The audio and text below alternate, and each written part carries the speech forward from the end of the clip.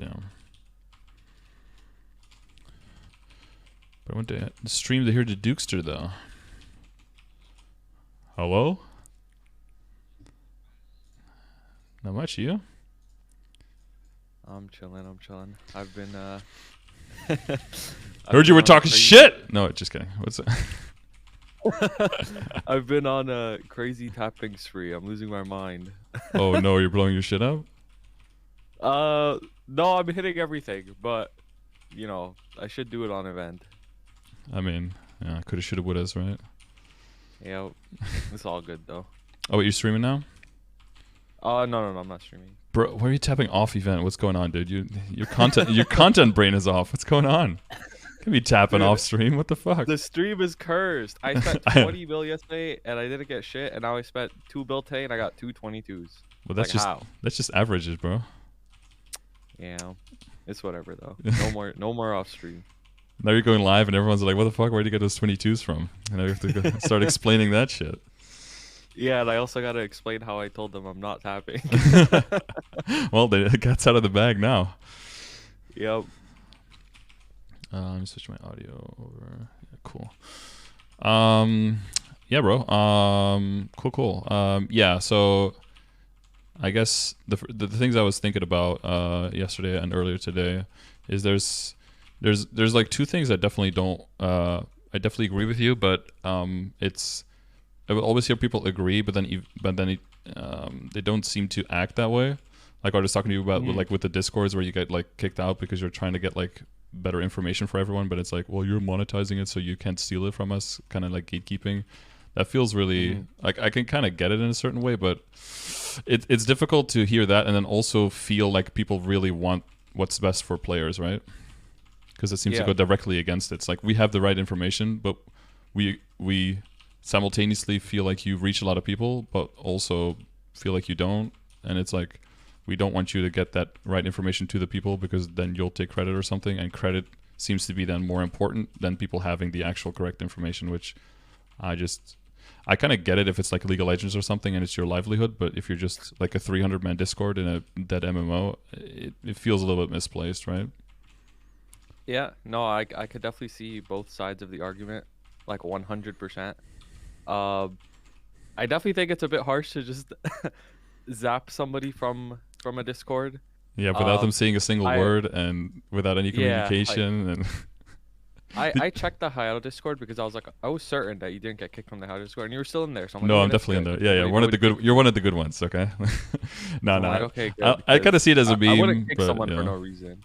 Well, the idea was that I would like reach out to the Discords, kind of find if there were people who found themselves to be like really who wanted to be like representatives of the chat of the class, so I could have like more in-depth conversations and like link to the Discord and kind of like promote it that way.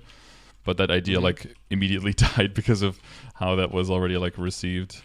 I felt like, okay, maybe I'll do something else with my time. Yeah. Because some Discords definitely reached out, but others, did that. Yeah, the idea is good, and I actually did some like I asked some people I knew who also like lead the other Discords about this because I'm like, maybe I should see what their takes are on it. And they all had a similar take, and it was along the lines of like what you were saying, like, if they basically just feel like, oh, if you want to help people, just point them towards the Discord. Like they don't want, for example, like you to just be like the sole proprietor of all the information on the game. Like they kind of just felt a little weird about that, which is like, I can kind of get that, but at the same time, it's not that deep.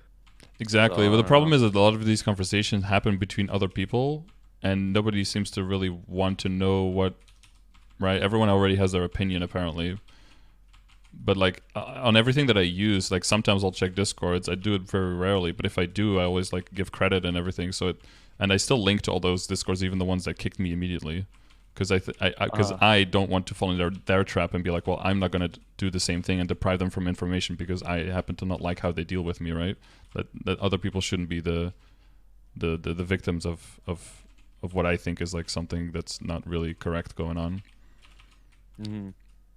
But it just like if they wanna like make content, the problem is just like they will never like reach out and try to do something like that, which seems to me like it's not coming from the right place. So then I'm okay with that. I'll just do my own thing then. But then they get upset that my thing is not correct because I'm not using theirs, but they don't want me to use theirs because then it'll be like I take credit, right? It's like it's kind of like a loop where they're always right and I'm always wrong, which doesn't seem like it's a loop. Yeah, and the end, fewer people are helped. That's the end of the Yeah, like I think people always like we're all on the same page in the sense of like, okay, we want to help people, but we all just go about it in a little weird way. Like like I don't think there's like one person to blame here. It's probably just like everybody in general is just like not being coherent with each other. But well, the problem that I have is that sometimes it seems more important that you get to be the person who gives information rather than whether or not people get right information. And it's like very prevalent in like breaking news stuff, right? People want to be like the first one to let people know, but the fact whether or not everything is correct and whether it's even the truth that you're reporting on, that seems to be like secondary. And that just kind of bothers me, I guess. Yeah, no, that's definitely the case with a lot of things I've seen personally, like 100%. But did you see the Mihal Discord rules? Mihal Discord? No, I tweeted it, dude. If you follow me on Twitter, right? Yeah, it's a tweet from like a week ago. There's like 4 Discord rules, and one of them is like no Scarter, I will hunt you down, and the other one is no Scarter fence, I will find out. And it's like it can't be a joke because it would be too deranged if it was a joke, but that means it's real, which is even worse. I don't know. I mean, makes you think, you know. Yeah, I mean, stuff like that, like I feel like it's so far gone that it's just like I don't even know how you find a solution to that. It's like I don't know. I don't know if you can. Like, you can't win over everybody, you know. Like no, definitely. But I don't even know how to describe it. I feel unfortunate if rather than just finding a that's crazy, right? But like rather than just finding a way to like have just a conversation and see if you can work it out, some people just need there to be things that they can hate actively, right? And they just need to find something because how reachable am I? You can just literally hit me up on Discord and just talk, like, right? I'm not like a 5,000 viewer Andy who doesn't have time for like small no names, right? It's like you could literally just reach out and chat like at the same moment. It feels really weird that you would choose to just like actively hate and waste energy on that rather than trying to put half as much energy to try to remedy it. It seems like you're trying to hold on to it at that point, which, then like you said, there's no real turning around there. If people are emotionally attached to the disliking, then you can't really, really reason with that. I think it's one of those things where it's like, rather than sit for a second and think about what somebody's trying to do, it's just like the name. It's just like some people, they just hear Scardo, they're just like, nah, like no, there's no thinking. It's just like a mental block. And then, dude, I would really. You are like on the other side. Right? Sorry. Go on. Sorry. No, it's all good.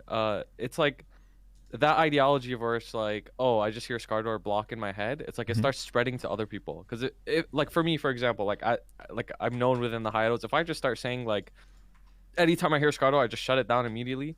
Then that's gonna affect like others who don't even know who you are. They're just gonna be like, oh, like Hemtori doesn't like that guy. Like I'm just not gonna like him like automatically, which is like dumb as hell. So, but I feel like that's been happening for so long at this point that some people are just like so far removed from reality that it's crazy. And the thing is, like, it's okay to dislike people. Obviously, like, you're not gonna like everybody, but there's definitely some people that dislike others for no reason, and that's where the problem is. So it's just like, why? Yeah, I can't think of a single person that I dislike just because it's like something I heard about them. It'll always be like directly something they said. And a lot of times I'll just hear new lore about myself, you know, like things being said and be like, I've literally never ever said this, or I've never even considered this thought. But I would expect someone who's like a little bit mature in that, who would like hear something, even if it's from someone they respect, and then either you just hear that and you take that with you, or like either you do something with that where you find out, you try to ask the person like, what's going on, is that true? Or you ask them like, where did you hear that? And a lot of times they'll just have heard it from someone else as well. It's like you do zero due diligence on the information that you want to hear. And at that point, I don't know how, even if I can, Like maybe you can do that. Maybe you can like find some people who like legitimately have problems with me and just get me in Discord with them, just to chat. Because I would love to hear like what is the actual problem. Because the thing is that just because someone dislikes me, that doesn't do anything for me, right? Like that doesn't. It's not going to Yeah, it change my doesn't. behavior. But if like 20 people have like a certain opinion of me, even if if it's incorrect, there could be something there that I could do to give that idea less. You know, like I could still try to mitigate that coming off, even if it's not what I mean, right? But if like two random no-Joes over like 3 years say something, that I can't do anything with that, because you know as well, as soon as you have a few hundred people giving feedback, you get like 100 people on one side and 100 people on exactly the other side, and you can't do anything, right? Yep. Yeah. No, You'd have you're to, spot on. yeah. You're I'd love to like just that's talk spot on the one-on-one whole to lore someone thing. who really thinks that there's like a huge problem with what I do, because yeah, I mean, and that's kind of why I would talk about the progression as well. I don't want you to look at the progression thing and be like, oh, these and these things I would do wrong, and then have half the people thinking, yeah, those things are wrong, Skarter is an idiot who doesn't know anything, and then half the other people are like, oh yeah, Hamza is such an idiot because Skarter is such a genius, he can do everything. And you give any critique on him, that means that you know less, so now everything you say is fucked. Like both of those reactions are utterly stupid, and they lead to Yeah. no productivity. No, It's always somewhere in I'm between. 100% with you on that. I try to make things very clear, but no matter how clear I make things, sometimes you're always gonna get some idiot in chat that's gonna like try to start something. And I make things very, very clear. Like whenever I criticize something, I make it very clear. I'm like, I'm just critiquing this. This doesn't mean I don't like the person. This doesn't mean this person doesn't know what they're talking about. This is just my opinion on how I think I would do something better. Like that's it. But I don't know. I feel like some people on this community are just so used to like any single time somebody says something different, it's immediate. Like this person hates that person, and this person thinks the other one's an idiot, and it's just done from there. And that's just not the case at all. Yeah, it's hard to see things as just being different versus like better or worse for people in general, I've noticed. Yeah. Because my progression thing could be perfect for what I'm trying to do with it, and then you might do it completely differently, and it could also be exactly perfect for how you are trying to do it, and it could look completely, yeah, and it'll appeal to different people for different reasons. Like my main thing with my sessions is that I just I'm not trying to get people from point A to B. I'm usually just trying to see what people want, and I'm all about like the journey, not the destination kind of thing, right? That's like my main thing. Yep. And if I see you in a session and they're like, in the first breath, you're like, dude, why is everything not 22 yet? Like that's just a completely different thing that you're doing. And it doesn't mean that one is better than the other, but for some people, one session will give them more and be better for them than for other people. It just depends on who's requesting, right? And that's why you have different people doing different things. I'm fucking up this flag race. Okay. God, you know what it's like. Did 150 points. So like, people don't understand that you can have two things be right at the same time. Yeah. It's not black or white. It's not either or. And you know what it's like? It's like when you watch a review on like some sort of like headphones. You want to buy headphones, you watch a review, and you only watch one review, and you're like, this is the review that matters and nothing else matters. Like, no. Yeah. Like, it's like, you know, you could watch multiple reviews. You could get reviewed by multiple people. Like, you never know. Like, people are going to give different advice. And for, like, I could tell somebody like to one thing, and it could be completely wrong, and you could tell them another thing, and they feel so much better about it.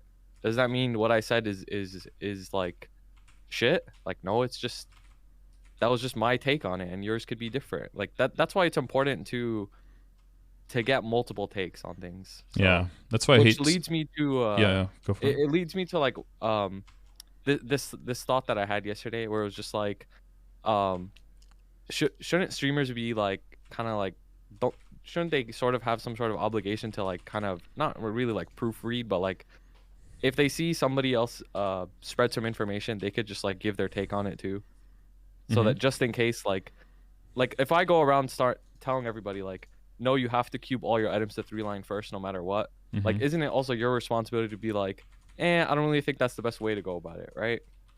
Yeah, I mean, it depends if it's like well, if you have a bigger community, what happens a lot is like people clip things and send them to other content creators, and then people like react to them, right? That's the worst. And like downtime moments.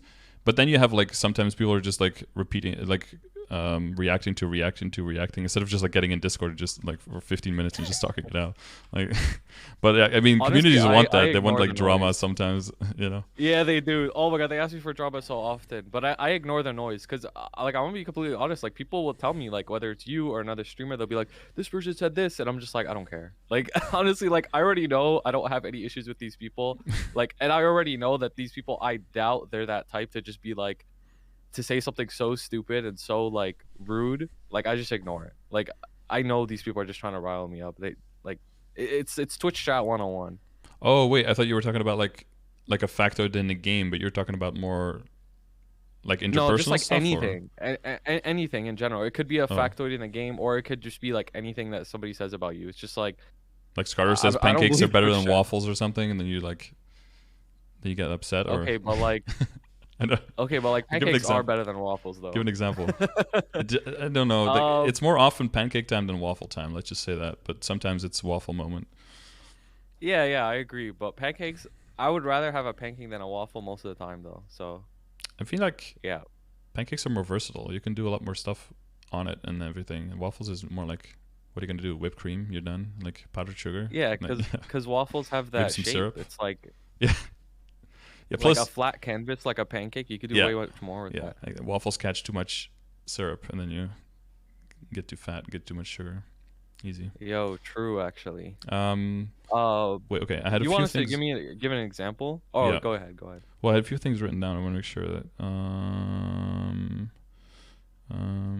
Yeah, I talked about that. Oh, yeah. One of the things, and if this is probably the reason why a lot of people who would be more in your streams or in Jeff's stream would look at like a lot of the content that I make, like it's not right, quote unquote, or it's not helpful, is mainly because it's just not made for them. Um, there's a, as you're making content, there's always like this chasm between like there's like three things. Wait, I wrote them down. Okay, so I think you passed me. Okay, there's content you want to make versus content you think should be made versus content that you know that people want to see, and you're always Hmm. you're trying to make as many things that have all three of those. But there's very clearly content that I know that people want to see, but I don't think is helpful for people. And a Oh lot of yeah, times people definitely. ask for like a complete equip guide or like a equip progression guide. And I specifically don't want to make that because I feel like it takes way too much creativity away from players. It'll also be too subject to change. And that's also one of the main reasons why the progression grid is made that it is. Because I feel like the more detailed you get, the more accurate it has to be. The more scrutinized you will even get, the more detailed it is, right? And Hmm. also, if anything changes, the more you have to keep it up to date and the more work it is to keep it accurate. And I try to find a middle ground between something that's a general guideline of this is where you roughly want to be. If you're anywhere near that, you're cool and you can just move on, versus like this is just a checkbox system. And I don't it's very zoomer versus boomer, I think, and I'm very much a boomer in that sense that it's all about just logging in, having fun, and just progressing, and then like that's it, all about the journey and not about the destination. And it's very zoomer to get into a game and the first thing you're trying to do is get to the finish line as fast as possible. And I just have to me that's just not as valuable. I've seen too many people do that and burn out, or do that and then get to the end and then just completely run into a wall and then go play another game and then come back a year later and then speed run the whole last year of content and then leave again. And that's not the type of people that I'm trying to attract. Like, I know that's already the majority of people, and I'm trying to tip the balance a bit more towards the people who basically quit the game when it became very soloist and when a lot of the party play was removed, and appeal more to those people who are just more trying to just hang out and just chill. And it's the game is kind of like running in the background, you're grinding and you're doing a totem here and there, but you're just trying to move forward without really trying to get to the point. It always seems weird, like the whole thing with just getting carried at everything, and back in the old days when you would like buy things with real money, Hmm. it feels really weird to speed run the game to the point where you're not going to be playing it anymore as fast as possible. That seems to me like the opposite goal of playing a computer game. To me, it would be trying to just be able to play it more and not to play it less, because you're playing it because Hmm. you think it's fun and you want to, not because it's some kind of daily chore, right? A lot of times when people come into the chat, like, what do I do as a new player? Like, what are your tips? And I'm like, just try to log in and just enjoy yourself and do the things you want to do for as long as possible, because eventually it's gonna become a dailies and weeklies checklist, and as soon as that happens, some part of fun is gonna be lost, and Yep. you can't really get that back after that, because then you're used to a certain standard, and it's always very difficult to go back in a standard of how much experience can you make, how much money can you make. Going back in that is always very difficult. Yeah, no, you're spot on. To start with that, believe it or not, I actually have the same ideology, or a very similar one actually. Mm-hmm. So I'm kind of like speedrunning the game, and despite doing that, I always make it very, very clear when people give advice or when people look for advice. I tell them that like the most important thing is to have fun, and like I'll give them the most like optimal way to do something, but I always tell them that the best thing to do is what you want to do, because regardless of what, if it's optimal or not, like, because you get a lot of passionate players that come back like, I want to, like, I'm trying to grind all day, and it's like, yeah, I get that, like, I know you're super hyped, but at the same time, like, I promise you, you're gonna burn out, like everybody does. And the people that don't listen, I've seen this a million times at the hyper endgame with people who like sell their account. It's because they hit this point where it's just like every single day they try to do more than they did yesterday, and then eventually it just gets too much and they just explode, and like they're gone, like they Mm-hmm. just ghost. And I've seen that so many times, and that just comes from people, like you said, once your day becomes a checklist, you sacrifice the fun. And it's true, like I've been in that position as well where I've burned out and I needed to take a break, and Yep. then at some point like you realize like, no, like you need to have fun in this game. And once that happens, like once you start having fun, then you can play for so long.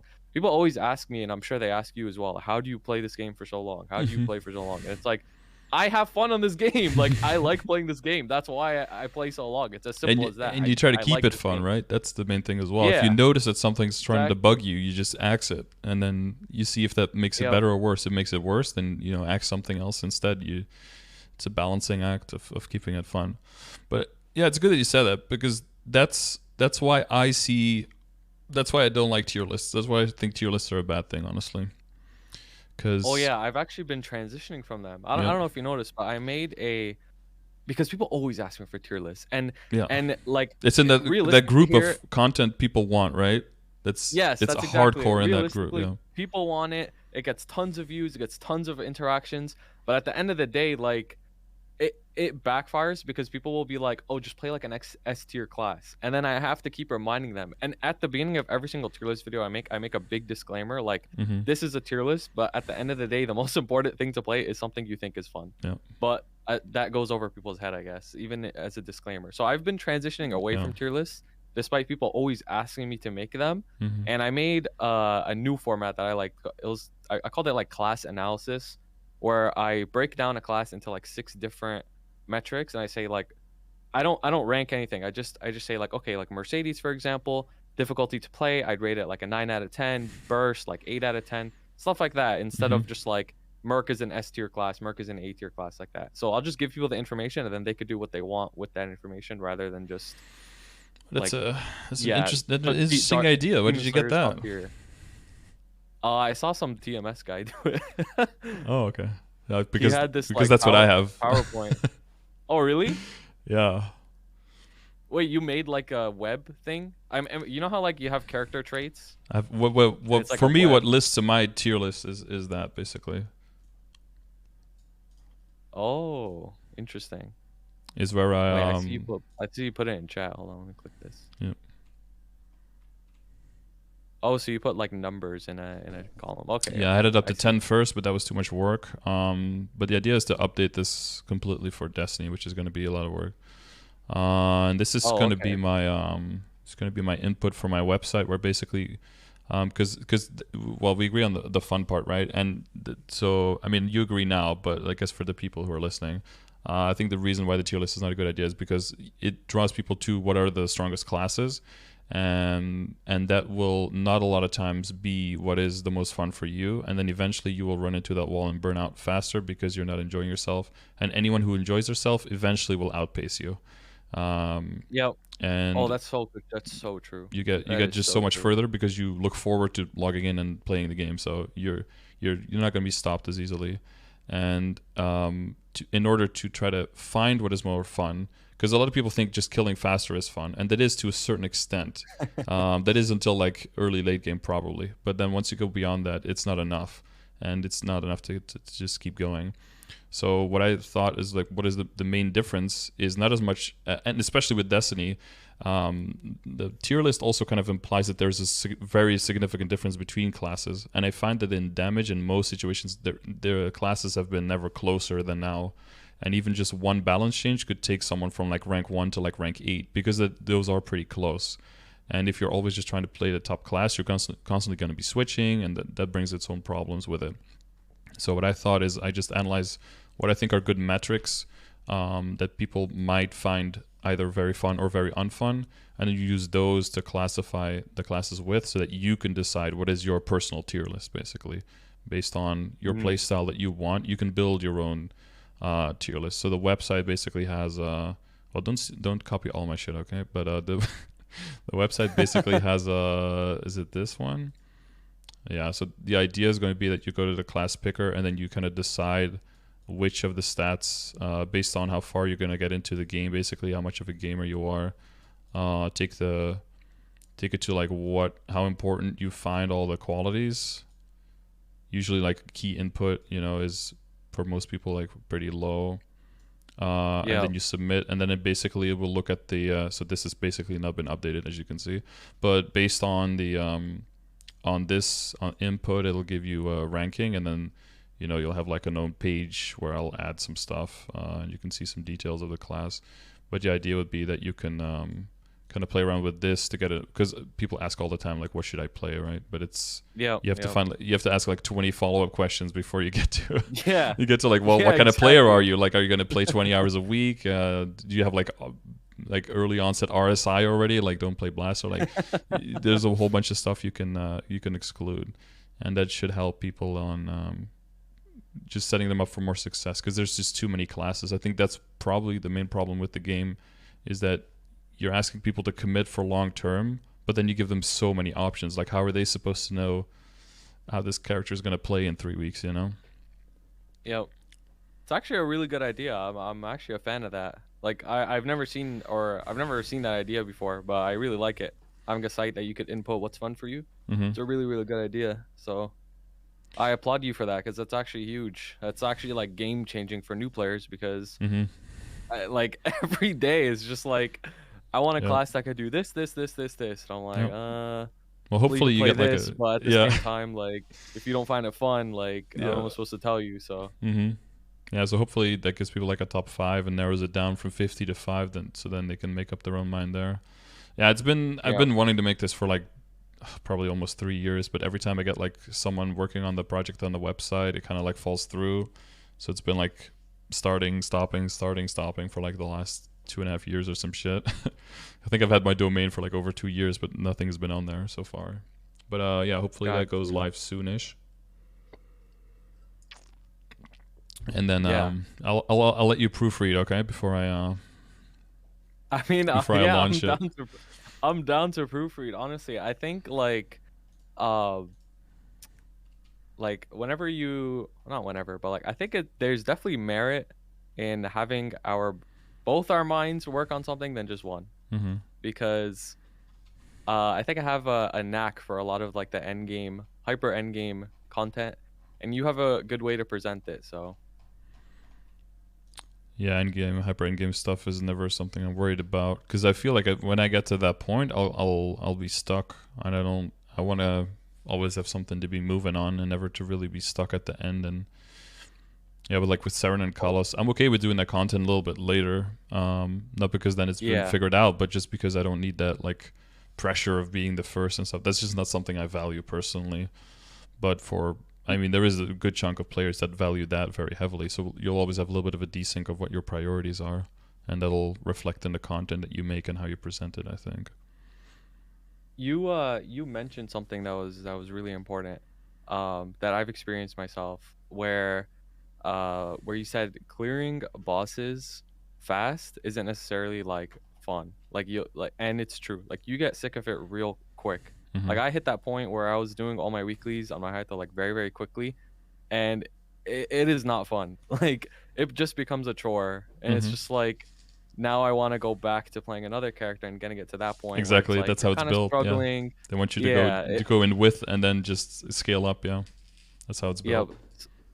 So yeah, people gotta sometimes you gotta realize like where you're at now. Like you should appreciate where you're at now more than like where you're trying to be.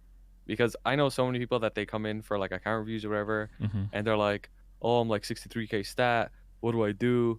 And they're like, "Oh, should I just like double prime all my gear?" And I'm like, Touch some honestly, grass, like bro. just Like, go like out. just bench this character. Like seriously, bench this Yeah. character. Like Eventually, yeah. you're done, man. Like just play something else. Like you're not gonna have fun anymore. Wait until And new most of the time they end area. up You know. quitting. Mm-hmm. Yep. What do you Like so think the many people crit quit rate? just because of that. What do you think the quit rate is of people who like buy accounts that are like in that stage? Oh, the quit rate? Yeah. Oh, I think it's actually really high. Like I think it's over 80%. I'm not even joking. I'd be surprised if it wasn't 100%, honestly, because the whole, I mean, and that's why I'm more like about the voyage than the destination, because I tell people in the chat a lot, like people who are asking for CRA carries when they're just new to the game, I'm like, this is supposed to be the most fun part that you'll ever have. Like starting with absolutely nothing, you see so much growth every single day. You're never going to be seeing that same type of progress ever, like percentage wise. You can literally get like 5 times as strong in one day. Like they'll just scale down so hard the further you go. And this is a time where you Yep. can meet up with a bunch of other people who know absolutely nothing what they're doing and just fuck around and then get significantly better every single attempt and then earn your very first gear of like CRA with like a group of people. Those people could be like your friends for like years to come. You might be forming like a guild together later and everything. If you give that away that early and you immediately get lost in the sauce of like getting the next gear, killing the boss, killing the next gear, like you've already, it's already like a mindset where I don't know how it can help you there, because like I try to, but it's really hard to like dial people back and be like, did you never like just log into a game and have no idea what's going on and just discover and like fuck up? And that feels like that's such an important part of video games for me, you know, boomer talk going on, but like just logging into like a console game and there's like a manual on how to move and that's it. And other than that, you just have to figure everything out. And Yep. that's like super lost, I think, on like Zoomer gamers now, where there seems to be so much focus on like finishing the game, but it's an MMO, it's never finished, right? So you just end up Yep. empty-handed at the No, you're spot temporary on. finish line.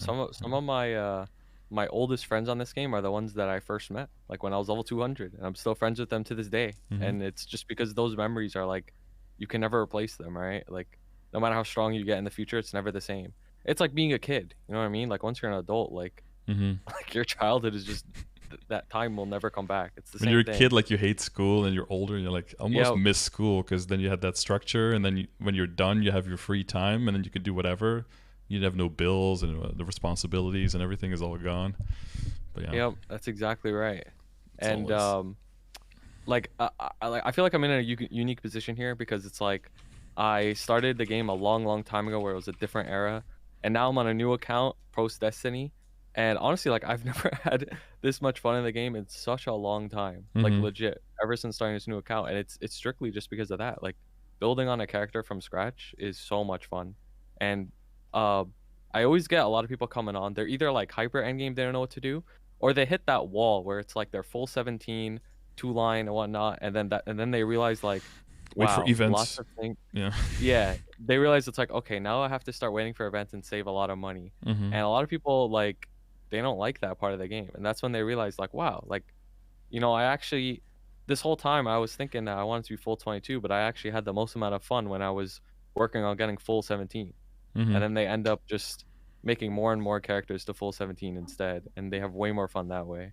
Yeah, it's a little double, because sometimes, depending on the type of gamer you are, it might be a good thing to just get carried and finish the game in 3 months, and then so that you can move on. Because for those people, it's probably not good to stay stuck on MapleStory forever. It's probably better that they're liberated early and they can move the true end game, which is uninstalling.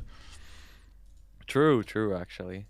Okay, so Well, I we're have all addicted. so we have this. So I talked about it a little bit yesterday. So the reason that the things are what they are is because it's kind of like what you just talked about, like, right, being full 17 and having like decent potentials. That's basically here, right? It's basically like end of mid, starting of late, according to this grid. And then once you're like tapping most of the stuff like to 21, and you have like decent potentials, that's basically end of late, starting of end. So that's kind of like those, and then that goes in congruency. This is like a little bit of a cutout of this, basically, of like when I think stuff is like worth your time to do. Yeah. But again, yeah, some people use this, copy it, insert a column for their characters and like make it a checklist. But this is more like a general thing, like, where should I be roughly to do it? And again, I think once you get more exact here with the numbers, I think what you'll run into as well is class differences a lot. Yep. And that's a little rough. Yeah, easily. Because I try to account A lot for of people that, always like compare. with like functional IED, right? Because that way you can kind of have the class differences caked into it, and with crit rate it's caked in as well. But yeah, class diff is still not so much for what level, but like for specific content. Like a dual blade can do hard lotus like so much earlier, right? Or a shadower or an arc, they can do hard lotus so much earlier. And it's like, and stat as well, trying to keep people away from main stat as being the only indicator for how strong you are, because that's such a lower you are, it's so bad. Like a 120k stat person could be doing less damage than like a 32k stat, or more than a 32k stat or something. Yeah, it's so hard. And this isn't like a critique on you. It's just in general, like it's so hard to make a chart like this and have it be as accurate as possible. Like there's just so many factors, there's so many differences between the classes. There's like nodes, like there's just so many different things that play into it. So it's just really difficult. My the only thing that like I would do different is I would just have it more specific. And you made a good point. It's like it is a lot more work to upgrade, and there is more points at which somebody could like middle ground criticize it. Yeah, because there's just so many more numbers that you have to like think about and consider. But I was thinking of having familiars in there. I would bite the bullet with that and be like, I would try to make it as detailed as possible. But that's just the way I would do it. Yeah, exactly. And to go back to the earlier point, that just for me that falls under the content that I don't want to make, but I know that people want. Yeah. But people, I guess, if anything, I think this is what all the like critique of SCART or whatever probably comes down to, is that I'm very, unabashed about like what I think is better input for people and what people should be focusing on more. But some people who disagree with that will feel like that's some kind of like superiority complex stuff, right? Where you don't get to decide that. But the thing is that it is my content and I'm making it, so I actually do get to decide that, and you get to disagree with that. But it's it should be just enough to agree to disagree, rather than disagree therefore everything you do is shit. That's like one step too far to me. And but it's good to hear that you and Jeff were agreeing, at least on the, or roughly agreeing. I mean, of course, they're not like pulled out of thin air. There's a lot of research behind it, of course, but that you guys at least agreed with like the margins, but not like where they are, or like with the margins, but not how many of them there are and everything. But then we just disagree on like what is the like who are you making the content for, basically, right? Because depending on who I want to reach with this, I will make it differently. But I feel like right now I'm reaching who I want to reach. So yeah, I mean, me and Jeff are both reasonable people, I think. But except when you talk about Kanas, I think then Jeff has a. Oh, I love to mess with Jeff. Someone in chat said they said something about Kanas and just got insta banned in his chat. Like, okay. Yeah, same with Lumi. I just love messing with him. But what you said is spot on, and this is something that's not even in MapleStory or related to you in general in period. This is just like human interactions. Like, like people don't realize that it's okay to disagree with somebody and not hate them.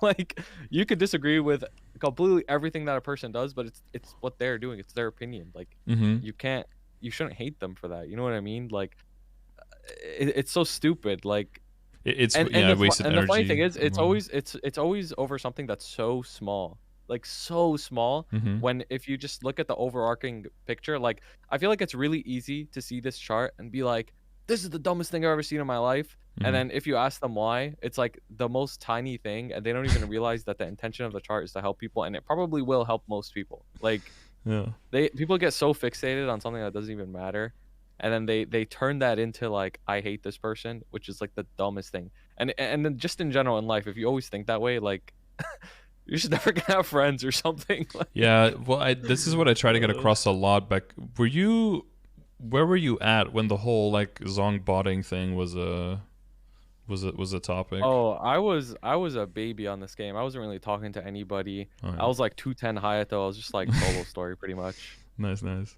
Because I tried to get across, because a lot of people were then like, I don't know, it was a very much a pick sides kind of situation with that, right? Yeah. And this goes back to, this has been talked about for millennia probably, but it's very hard Yeah. for people to see a person as a good person who does a bad thing. A lot of times people's logic will go to, well, I think they're a good person and they did a thing, therefore that thing can be bad, so it has to be a good thing, so now we have to excuse the thing. Or I thought they were a good person but they did a bad thing and only bad people can do bad things, so now they are wholly bad. And it seems like Oh that's yeah. a lot of times that's like the extent to engaging with a person on their character. And I can kind of get that because we're living in an age where there's literally like a million content creators. So it's easier to just write someone off as evil and just or as wrong or as whatever negative trait and just be like, that means that I can just ignore what they have to say and I can focus more on these other people who think are more correct. I get that, like it's very easy to do that because that way you can classify things a bit more easily and you're not Yeah. like inundated with thousands of people's content. But I get that sometimes you just see enough things about someone that you disagree with, and then just in general, it's not like you hate them or you disregard everything they have to say, but you just also actively don't engage with things they have to say because you just think there's a higher likelihood that they're probably wrong. But the problem is then that if you see something from them, you try to have to let all of that bias go and just look at the thing that's in front of you. Sometimes it's maybe even better to know not to know who it's from so you can be more objective, right? Because it becomes Yeah. very hard to look at something like, can this actually be useful, rather than having the bias of like, well, this person has a more higher likelihood to be wrong, and then like you said, you start like nitpicking on a small thing and you start exaggerating that to the whole thing is bullshit. Yep. You're spot on. I Yeah. guarantee you, if me and you came out, let's say me and you came out with a DPS tier list or whatever garbage that they always do in KMS, Yeah. or like, and we both didn't have our names at the top of it, Mm-hmm. and like people couldn't tell who's it from, but they knew one was mine, one was yours. Mm-hmm. I guarantee you, like we would get the same reaction where somebody that doesn't like me would be like, "Oh yeah, this guy's an idiot. Scarters is better," and vice versa. Yeah, Like yeah. I guarantee you, because people just have those biases when honestly, like when it comes to like numbers or things on this game, like you should just think objectively. It doesn't even matter Mm-hmm. if somebody says something or not. Like if it's the truth, it's the truth. Mm-hmm. And regarding Zong, like he's such a perfect example of like how much brain rot is in the community sometimes, because it's like he has like this one mess up literally like 4 years ago, and still to this day people will like bring it up, and it's like, bro, like leave this guy alone. Like Well, it it's wasn't one actually mess up, right? If crazy. you you got like caught several times, right? Oh, And he got like put well. on probation, and then they still caught him and everything. And he was a Okay, guild well, leader. I don't know the whole story. Well, I think he's a good but example, and I said it back then as much. I think he's a good example of when you get so far into the game, and you got banned too, and we've talked about that a little bit. But in general, when you get so far into the game, it really starts just becoming on where you get rather than how you get there, and then it's very easy for people to like fall into kind of traps where you start cutting corners, and then you start kind of like slippery sloping into like doing whatever just because you're trying to keep up and do stuff. And that's a very good example of what I want people not to get to. I don't want people to get to the point where they're sort of yeah, like compromising it for what, right? Because you're essentially corroding the thing that you're valuing. You're valuing a high level. Why do you value it? Because it insinuates that a lot of time and effort is spent, but then you take away the time and effort that you spend.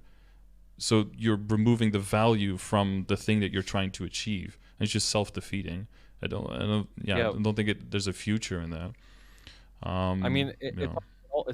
it all stems from the same thing. They value where they want to be more than how much fun they're having. That's all it is. Yeah. As long as you always value how much fun you're having more on this game, like that's your top priority, you will never fall into those pitfalls. Like never. Like as long as you're a for fun gamer, pretty much. Mm-hmm. Yeah, and that's why I also like I'm a huge casual, but people are like, well, but you have so much music. I think casual. A lot of people see casual as like how many hours you spent, but I see casual more as a as in set a state of mind as to how you spend that time. Like Thank God you said that. you can do Thank like 10 God. hours you can do 10 hours a week, but like be min-maxing out the ass, and then you're like not a casual. But you could do 100 hours a week and be pretty casual about it. Like my time when I'm streaming is so unproductive. Like in terms of game progress, like my time Yep. streaming is probably only like 30% or 25% productivity of if I was doing off stream. So yeah, I can have 30,000 hours in, but it's more like 7 or 8, honestly. Yeah, I'm so happy you said that, honestly, because I've had to make that distinction so many times. Because when I came back from Annual Call, I told people like, yeah, I'm gonna play more casually, and they see how fast I'm progressing, and I'm like, I'm still playing casually, honestly, because it's my mindset. I'm not sweating. I'm not cutting Mm-hmm. corners in my real life. I'm not sacrificing my responsibilities and all those things to like grind as much as possible. Like no, like the reason I'm progressing fast is just because I know what to do now. Like that's all. That's all it is. Like Mm-hmm. that's the big difference. But I would still say I'm playing casually. It doesn't matter like how many hours I'm putting in. It's a mindset. Mm-hmm. You're absolutely right on that. It's like playing on like 80% efficiency, but you know it's 80% versus playing on 100% efficiency when it's actually 80%, and you're like trying to always increase the efficiency versus you know where it is, and you know how much. But this comes with time and with experience, is that you know how much extra effort it would be to get that last 20%. You're like, I'm actively choosing not to do that because I know how much extra sacrifice that is, and I don't need that right now, you know. Yep, that's precisely You're right. just setting your own boundaries. But yeah, in the beginning, that's why it's a little bit of touch and go with MMOs like this, because they're infinite time sinks. So sometimes you just have to hit a wall before you realize that you just passed your limit, like 2 weeks ago, and then sometimes you have to like set back. And I give a lot of people also the advice to just sometimes just chill and just like not to uninstall, but like go play another game for a bit. Just like hang out a little bit, Oh yeah. reduce the Oh dailies, yeah. see if you still like if you're not looking forward to logging in, and whenever you log out, the first feeling is, oh, I should have done this and this and this and this. That's not you're not in a good state of mind at that point. Like that's not a good Yep. vibe. You need to reassess a little bit, take a step back, see what you're doing in a day, see what you're dreading to do or what you do at the very last moment, and just stop doing those completely, and then see how that goes. Usually that's a very good step in the right direction. Yep. Almost every day somebody will come to the stream and they'll say, uh I'm so burnt out, like I don't know what to do. I feel like I have to do something, and the advice is so simple. It's just like literally go do anything else. Like Mm-hmm. don't play. They always feel like they have to play. Like the FOMO on this game is so crazy. It's When so it's just good, like, but it's so unethical, but it's built up so well. It's yeah, unavoidable. Yeah. it's like 1 week a weekly's missed, or 1 week a daily's missed. It's like, okay, now I'm a week behind. It's just like the game keeps you in, but honestly, it's never worth it. It's never ever worth it to force No. yourself on. And even if another thing I always tell people is like, I promote Legion a lot. I'm sure you do as well. And I always tell people like, bro, you got to do your Legion, you got to do Legion. And if they don't want to do it, like I'm not gonna. I always tell them like, okay, like then don't do it. Like do what you're most motivated to do, and you'll progress that way. You're Even if talking it's like in like in chat or like during sessions or something. both, because people Mm. they'll ask questions in both mediums, Mm. and Because for chat, I I always give usually them the same never answer. and never tell people like go do Legion. It's more like people usually the question is like, do I work on Legion now or do I work on my main now? But my answer is always like try to find a healthy balance between the two. Like you feel like grinding out your main, then do that. Because there's going to be plenty of times when you want to progress in your main and you're not going to feel like doing a totem. So whenever you feel like doing Yeah, it, then do it. And then the next time you're like, oh damn, I don't feel like doing it. You can be like, oh, but now I don't have to because last time I did, and then it evens out, and you yep, feel better in both situations instead of shittier in both situations.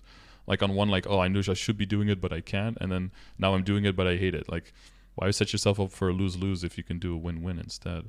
But like for yeah, sessions, it'll really depend. Sometimes the person is really like, oh, I like playing other characters, and then I'll really get into it and see how we can build off of that strength of liking to play other characters, and then you probably push the time a little bit more towards the Legion.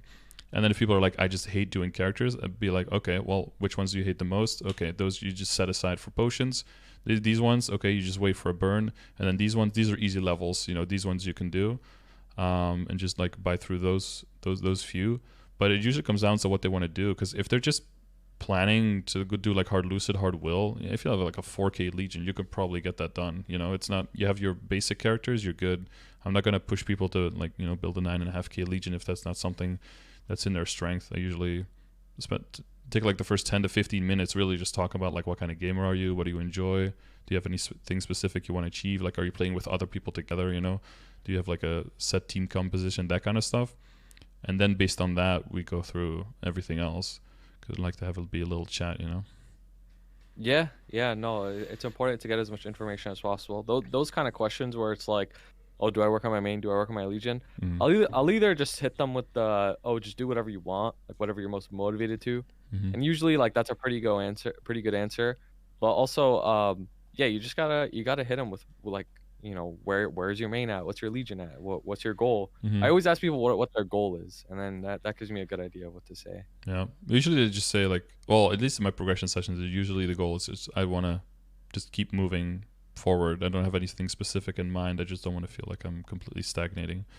But that's what the progression grid helps me a lot, or helps me get people started a lot. So we'll just look there, you know, are you on like half these metrics, are you exactly where you would want to be, or like roughly where you would want to be, you know. And with the other half you're like way behind, then if you're looking for some time efficiency, you probably spend it on those things that you're behind, and you'll just get better value out of your time spent. So it's a nice crutch to fall back onto. I changed the Legion recently because the late game Legion was set at 7K here, but I increased it because of the 42 characters.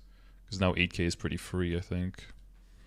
Yeah, especially with the amount of bonks we get per event now. Yeah, I basically never got to bonk. I was completely done with everything before bonking. Same. I was done like right before Amber Waves. Remember how much of a boost that was for everyone? Oh yeah, and Utah's farm. Yeah, well, that was I think that was the same thing, right? Amber Waves, Utah's farm, whatever. Oh, but I think it was like the same content. But yeah, that was exactly. Yeah. I was just done before that, and then everyone was just getting like free Legions, and it's so weird to hear people like complain about how difficult things are when you've already done everything, when it was way harder, and it's like, oh, you guys just have no idea how good you have it right now. Dude, then, I have a heavy boomer energy with that as well. I'm not gonna lie, like, cause I was the first hider to liberate, and I always tell people it's like, man, like liberating with damage cap and no final damage change. I'm telling you, bro, like that was hard. And they're like complaining with their like 60K stat, and they could kill Will in like three times within the time limit. Like, I don't know. Like I exude heavy boomer energy with that, but at the same time, like I can't be too hard because they don't know any better. So yeah, everyone's a product of their time.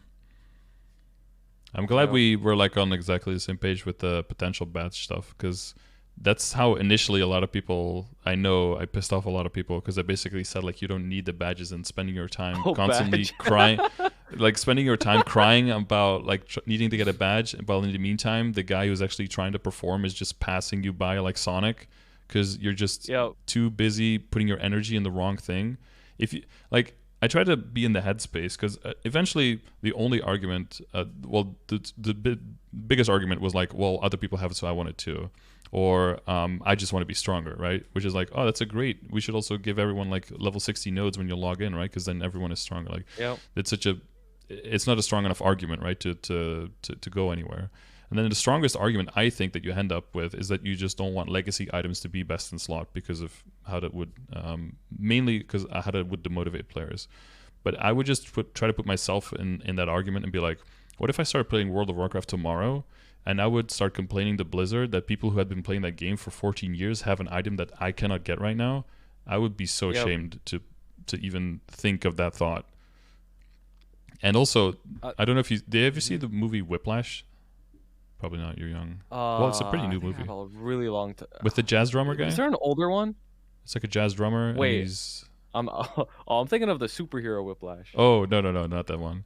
I haven't seen it. It's basically a movie about a guy who goes into conservatory for drumming, and he has a music teacher who's like, they lead like a band within the conservatory, and he's like super hardcore. Like he learned from someone else who was like a crazy music teacher, and he's like try to emulate his style, and he's basically like throwing chairs at people when they're not getting the rhythm right, and he's like bullying people out of their band just because they're not confident enough to be in there, kind of thing. And they have a conversation where they're like, when the student is like legitimately asking the teacher like, well, what like you're so aggressive with the teaching, like what would you do if you're like your goal is to find the next, and he said like the next Buddy Rich or Billie Holiday, whatever, like huge musicians, right, that were like signature for that time. It's like, what do you do if you discourage that person from blooming and becoming that artist by treating them too poorly? And he basically says like, well, that could never happen, because that person who would get to that point would never be discouraged by this, because they will always find a way to push through and bring like the most out of themselves. Yep. And that gets back to now I completely forgot what we were talking about. Oh yeah, the badges. Is like I think the Badges, person who gets into a computer game and sees like one item that's not available, so they can be the strongest of the strongest if they get 100% out of everything. The person who really tries to achieve that would not be discouraged by that fact. They would try to find a way to overcome that. And to me, it's very clear that the people who were complaining were never those people who were really going to be discouraged because they were trying to be like unfair competition. It would be people who were like more casual, who would just try to get free stuff more easily, and that what it would always boil down to. And that's why I could never support that argument, because I don't want to be on the same part of the argument as people who only engage with the whole topic to that extent. Yeah, no, I'm on the same page. I always love to mess with people and tell them, well, not tell them, but I'll be like, man, you're missing out on like 300 final damage because you don't have a badge, just to like meme them on like how dumb they sound sometimes when they complain about badge. When there's, there's perfect examples of the top player in a class not having a badge. I don't know if you know about Shadow or like Shocks Jesus rank 1 dojo. Like he's so strong and ahead of the other Shads. And he doesn't have a badge. He has no legacy items, no dark totems, no one droid heart, no lab blocks, no badge.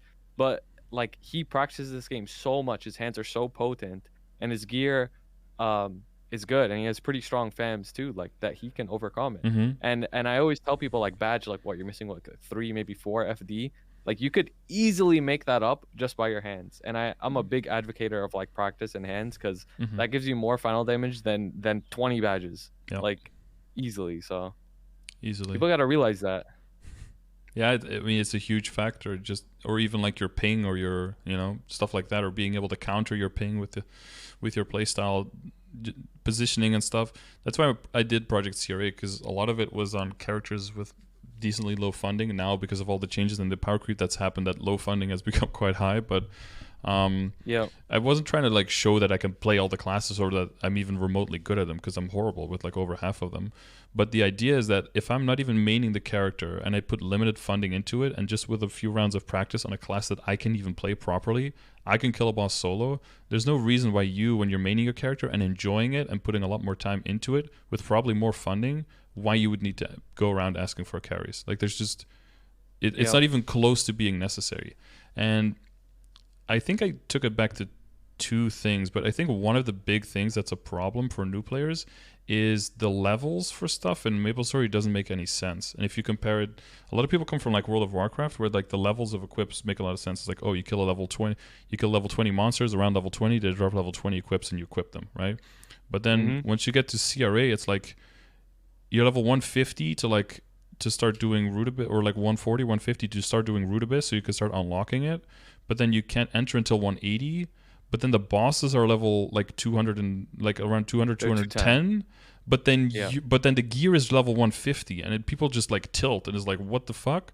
It's like, it's level 150, so it's like 60 levels behind me, and I don't have it yet. I must be horrible, so I must need a lot of help from a character to be able to catch up, because apparently I'm behind a lot.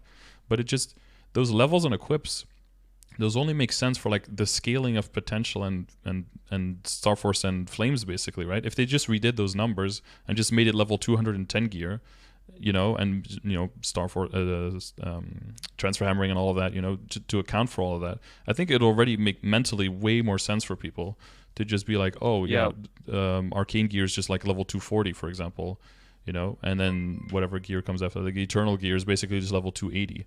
If you just make it those levels, it would just intuitively make so much more sense that you're not horribly behind, and you don't have to jump in everybody's backpack and get them to carry you across the finish line. Like, you have time, you have plenty of time to get there. There's no rush. No, that's exactly right. It is a bit confusing. I completely agree. If you compare this game to any other game, this game is definitely like one of a kind. Like, a lot of things are not intuitive. or the numbers don't make sense. But Yeah, or not I don't think it logical. really takes I don't think it really takes too much away from the game though. Like I think the game is still fine, especially nowadays. And I watched you one of your videos about the Destiny update, and you were saying how like the game is in a better state than it's like ever been, pretty much.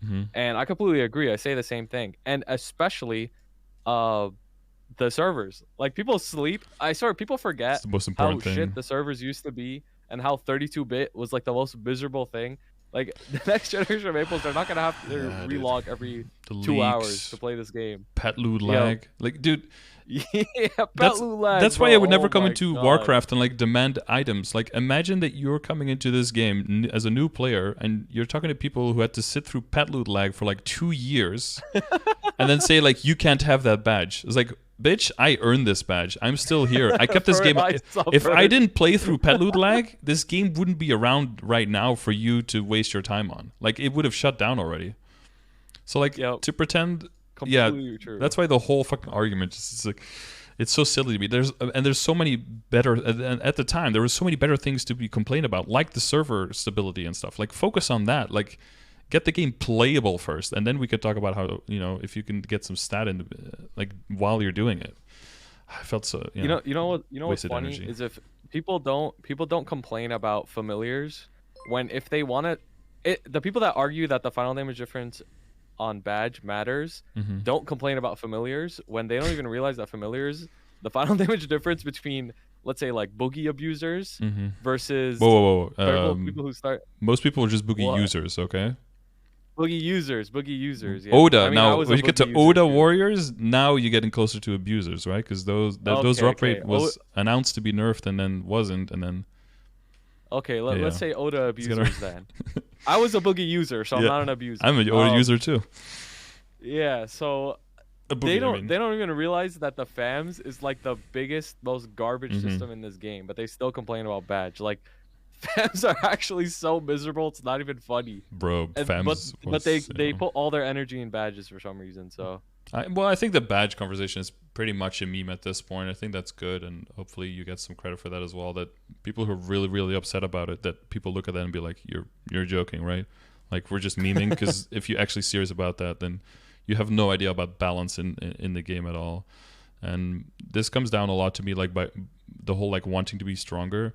I can take it, like, it's really hard for me to take it seriously if it really just boils down to I want to do more damage with less effort, because we already have it so much easier than Korea. Like, oh yeah, I'm pretty sure we're like 10 to 15% stronger in reboot than KMS non-reboot is, with all their extra upgrading capabilities. We're just like, Yep. our top people are doing bosses just so much faster than their absolute overlord whales can do. And still, if Yep. something on our side gets nerfed a little bit, people get upset. But it's like, dude, we're like functioning at 120%, and they're taking us from 120 to 118. And that's the problem, is what do you see as 100%, right? If you see however much you can do at any given time at 100%, then any nerf feels like the end of the world, because now you're sub 100%. Now you're underperforming. But if you see your current situation as like 120% and you go down a little bit, it's like, okay, we still got some wiggle room. Like, we're still good. We can still do all the content, even with like mediocre hands. Like, I have no idea how to play classes. I somehow did Project CRA with a blaster. Like, I was absolutely, I mean, any blaster main looks at that and just cries into their pillow. But I can still do that content. So we have so much extra buffer.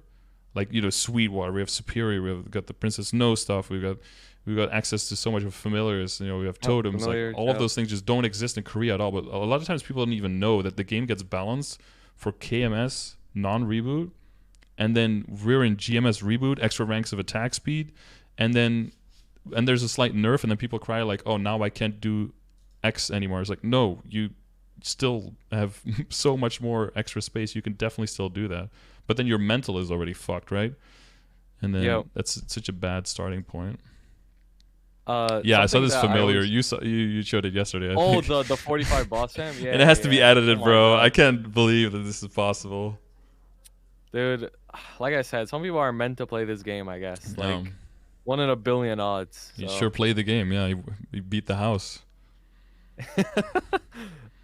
Something that I talk about on my stream all the time is people forget that they have 30 minutes to do a boss, and they think that boss fights are only like 5 minutes long, Oh, and they get so frustrated when they can't just blow up the boss. When it's like, why is that a problem? Like a lot of people, they play this game, well, they it's don't not even play the fun, game. right? It's not the goal. Their goal is to get the Yeah, they're rewards, not playing the not game. to They're playing get. blow up the boss. That's Yeah, what they're playing. and that's Like, fun for like 3 or 4 times, and then it's old news.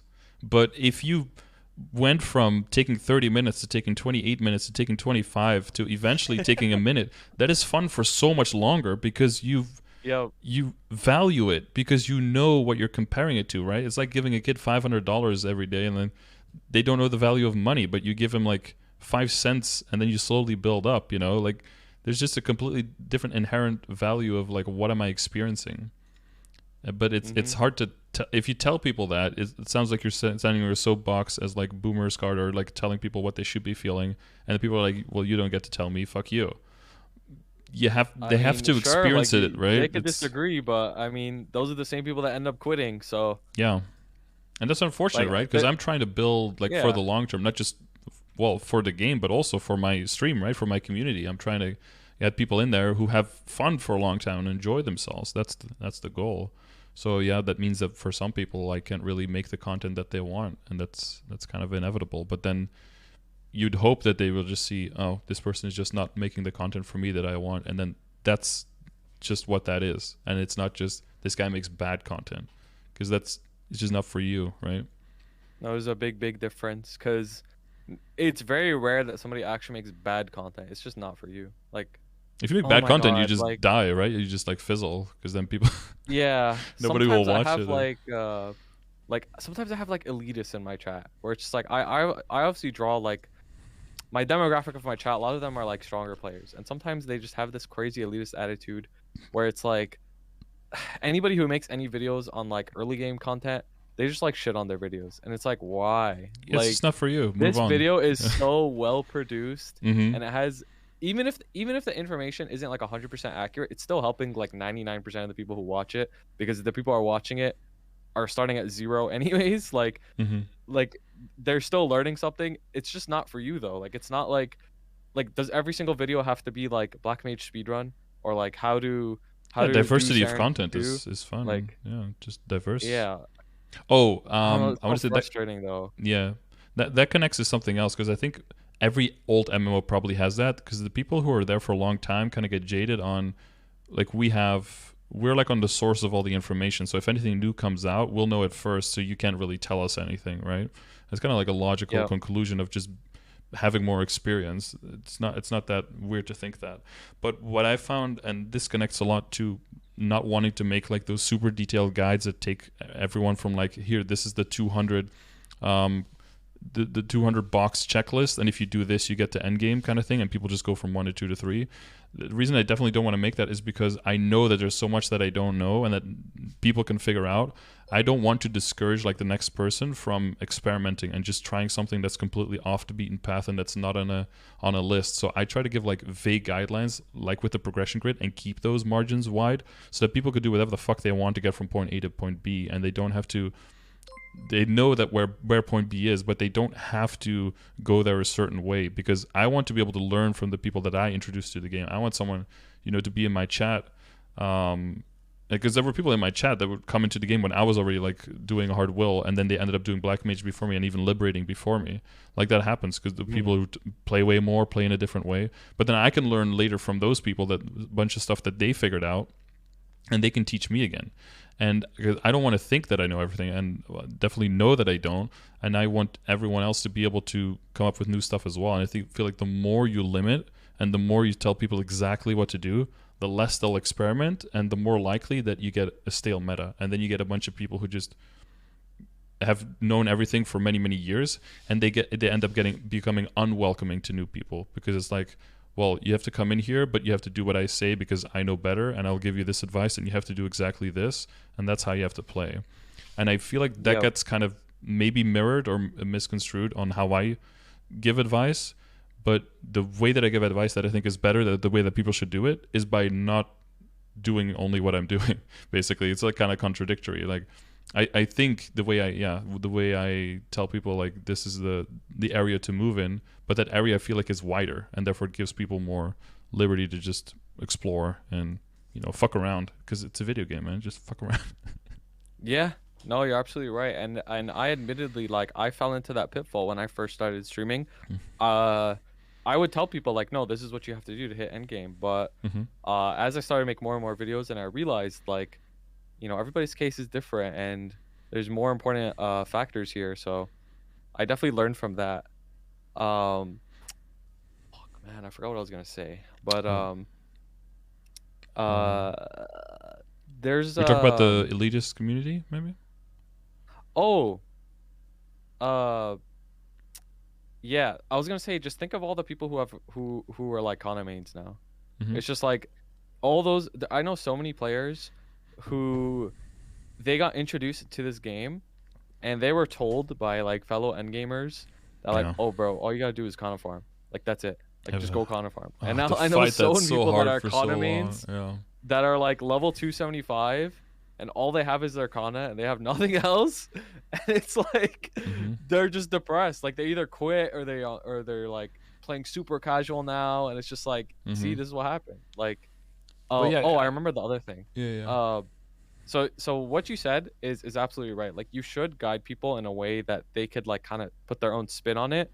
But I feel like it's so hard with this game, especially on reboot, to do that, because sometimes it's like there's so little like variability sometimes, where it's just like if you look at every single like end gamer's equips, like it all looks the same. It's all just like 5-set arcane, CRA, sup Golux. Like Mm-hmm. it's so hard sometimes to like get variability when the game offers so much little variance. Yeah, sure, but I feel like that doesn't mean that. Maybe you're basically talking that there is a meta and it's pretty clear, but that doesn't mean that that everyone is going to get that far, right? That's why I kind of hate the term best in slot as well, almost as much as tier lists. Because if someone asks like, what is best in slot? Technically, best in slot means the slot of the equipment. What is the best piece that you can possibly get in that equipment, right? We've already walked away from that to best in slot, meaning like the best combination of stats. But then we've walked away from that, and it'd be like the best combination of equips that is realistically achievable. And then you have to define what is realistically. So you're so many steps away from what is actually best in slot. I feel like it's just completely, doesn't really hold any good value anymore. Yeah, no, I'm with you. It's definitely changed over time. Yeah, you're absolutely right, because people ask what's best in slot, and I'd be like, technically, like, 9-set pitch boss, but at the same time, it's like, oh, that's not reasonable. So you just tell them like, if people ask what's best in slot, I kind of take it as like, they're asking me like, what gear should they work on getting, and then I just tell them like, you should probably, you have to. like, Well, that's working on this. You realize that as a streamer, the question is almost never the question. It's always a question behind the question. Yeah. You always have to clarify. That's the perfect way to put it. The question is not what they're asking. They're like, you kind of have to know what they're looking for. Yeah.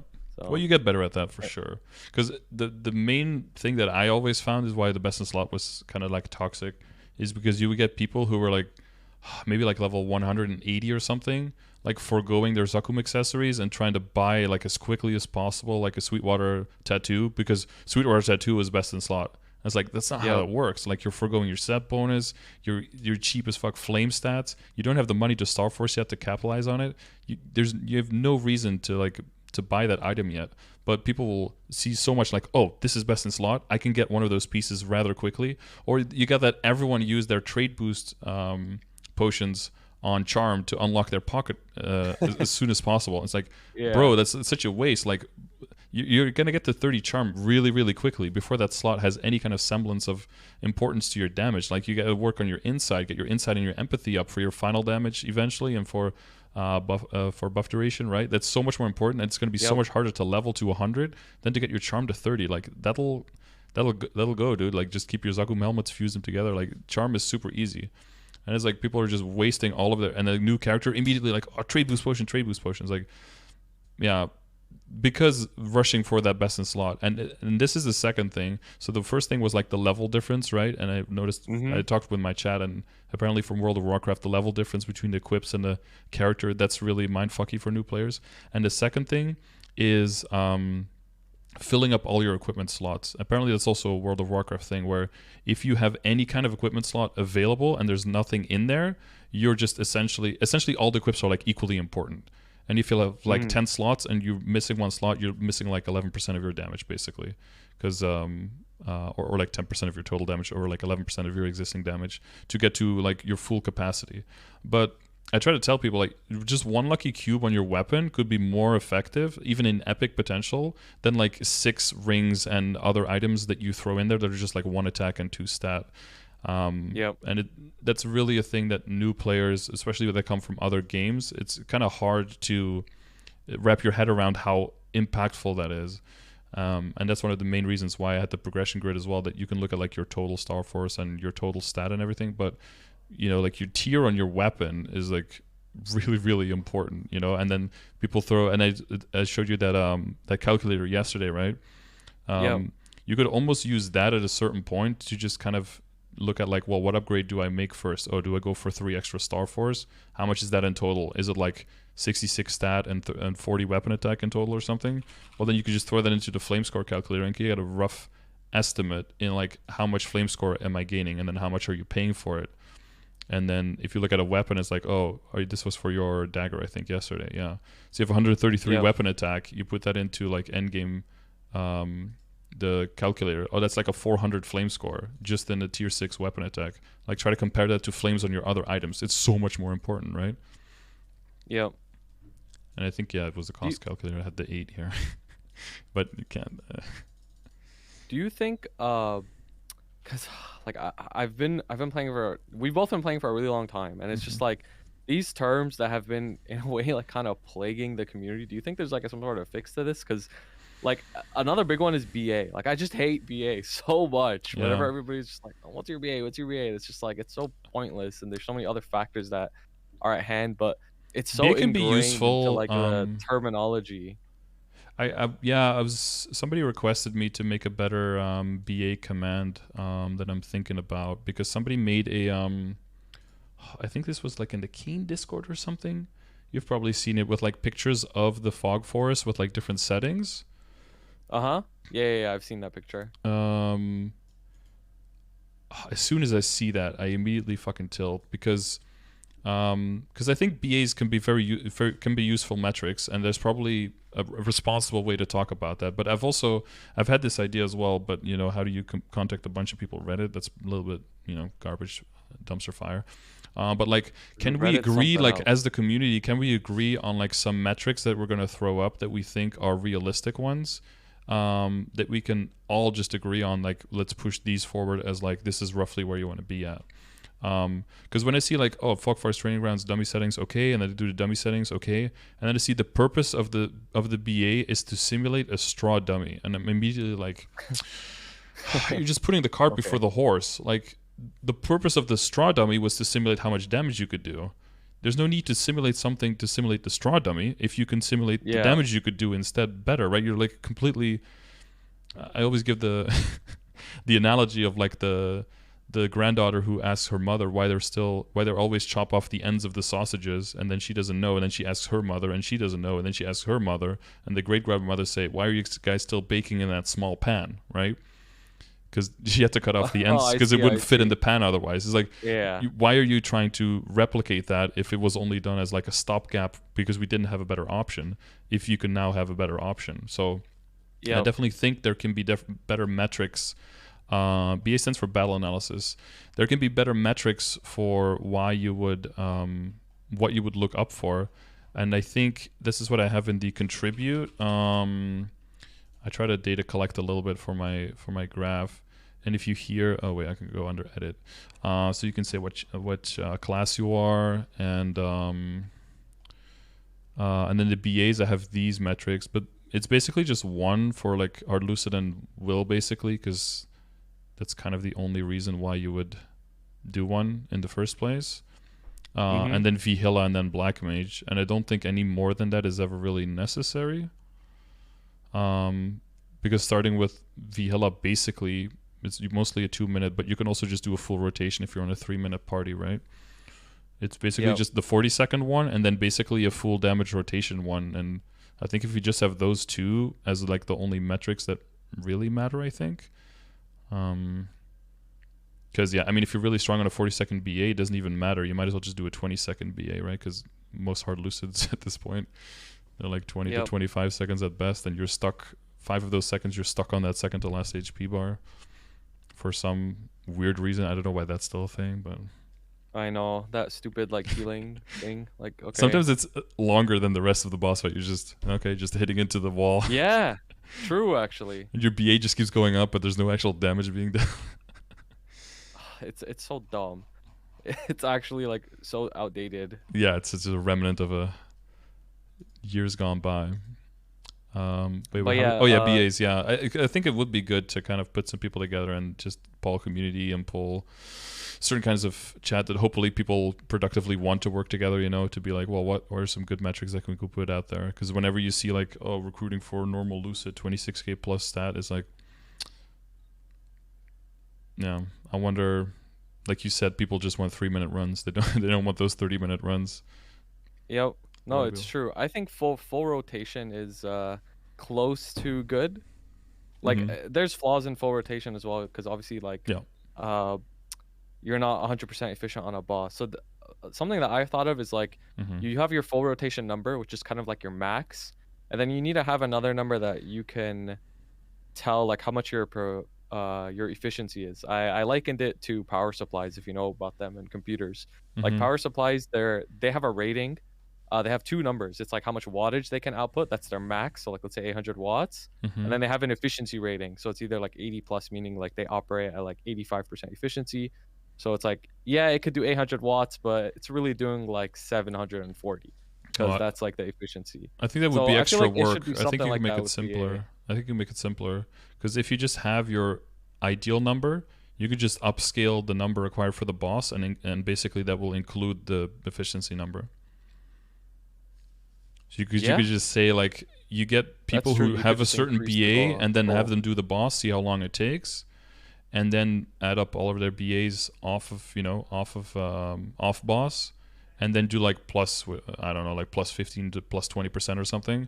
Depends on how burst heavy you are, right? If you're like super burst heavy, you're probably closer to the efficiency. If you're more DPM, you can be a little bit further off of the efficiency. But if you take like plus 20 or 25% or something, then you know like, okay, this is to be super clear. This, and then whatever is the lower end, you do like this is bare minimum or something. But yeah, I mean, I don't know if you remember way back in the day on Reddit, there was this chart of like how much range you needed to kill bosses. That thing is still floating out there. Oh god! Like range hasn't meant anything. Yeah, people every now and then people are still like, I don't know if I have enough range. I saw this graph and I was like, oh god, like range hasn't mattered as a number. Question in a while. I blame MapleStory because you open up your stat window. Like, what's the biggest, most prominent number there? It's your fucking range. It's there twice for some fucking reason, and it takes up double the space of everything else. You know what's not even on here? What I think is the most important number in the game, what is not in your stat window, is your level. Yeah. Like, damage multiplier on level in Reboot is probably one of the most important things in the game. That's why on the progression grid, I have it as the top, because I want that to be the identifier of, like, how strong are you, right? As long as the other numbers track, I think your level is the best number to look at. Because, again, like, your stat, there's too much mobility, but if everything is in the numbers, then your level is super important, especially if you get further into the game for bonus damage and everything. But that's not even on here. And what is on here, like knockback resistance, is like, bro, everyone has 100% passive now, past force job. Like, move that shit around. The only thing we need on there, and this will make it way more intuitive for people who are flaming, and all of that debate will also end forever because we talked about the 8, or yesterday a little bit about the 8 or the 9 or the 12, whatever, for all stat, is just like a stat. Like a stat comparison in here. It's like one stat equals this much percentage stat equals this much all stat equals this much attack, and that number is just constantly changing as you're moving stuff around, but you can see the margins in your stat window at all time. Like, but no, what we have is like, oh, when you equip a synergy ring, it doesn't even include the set bonus before you, right, on the level range. Like, we're at that level of you still can't equip more than 5 synergy rings in your whole account. Like, we're stuck there, We're trying to do 2025 things, but we're actually still stuck in 2003 on some things. Just a little bit unfortunate. Literally. Another thing with the whole level thing, they should make it way more apparent, like, about the level gap difference. Because you don't believe how many times I tell people, like, you know, like being under the level of a boss means you're doing like 5 times however many levels less Mm-hmm. final damage. Like Mm-hmm. it's actually really important. A lot of people when they come to me and they ask about black mage, like, oh, how strong do I have to be for black mage? That's my goal. And it's like their equips are already there, and I always just tell them like, Yeah, unless you're literally just go level. 270. Yeah. Yeah, like if you go level, that'll give you way more damage than any upgrades you can make. Like Mm-hmm. it's as simple as Yeah, that. early on And they're like it's so mind IED. blown. It's like get one more line of IED, increase your final damage by 40%, like early on for some people. Yep. And later on it's literally just gain 10 levels, gain 40% final damage, or 60 or something. Level difference penalties, insane. Yep. That's exactly right. People sleep on levels. Like that shit is really important. Mm-hmm. Like you'll have It, 255 character with max gear, and it's like, yeah, why can't I do damage? it's not Like, important for a bit, but then when it is, it's really really important. yep. In the beginning, you That's kind of like, facts. or like when you get to will at 235, you only deal 1/8 of your damage if you attack him at Yep. 235. It's like you could be, double as good gear as everyone else, but you only do a quarter of their damage just because they've put a little bit more time into grinding and getting those levels out. Oh, what was I going to connect it to? The level? Are you talking about the level, making it more prominent? BAs. I think I'm going to connect it to something like with the equips and the difference in levels there. I lost the thought. It's all good. It's all good. Yeah. When are we going to talk about One Piece? I'm behind. Yo, true. I'm behind. No spoilers. I need to Okay, where catch are up you in quite a One bit. Piece? I think I'm still at the point where they're like the three of them are like fighting the two Yonkos at the top of the island Oh, at the roof. Okay. at the roof. Yeah. Wait, you're not even that far behind. Well, I mean, they've probably been there for like 40 episodes, right? So I'm probably at like episode Okay, 12 well, of it or something. No, I just don't that's know not bad, exactly that's where not I am. bad. No. That's not bad. I'm You not like still, like, hundreds most of of it to episodes watch. behind. Maybe like a dozen or something at most. Yeah, no, that's fine. Who's your Yeah. favorite character? My favorite character? Oh God, like from. Okay, my favorite character.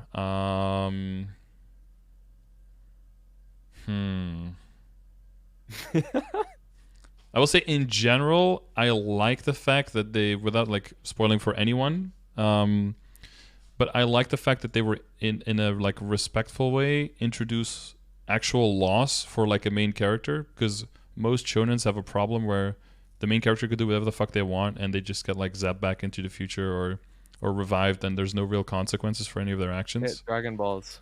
Yeah, exactly, stuff like that. But almost all animes. But the fact that there's like actual loss for the main character, I think it's good that they did that. I mean, of course, it's probably one of the coolest characters that had to make way for that to be a thing. But favorite character, it's a little rough.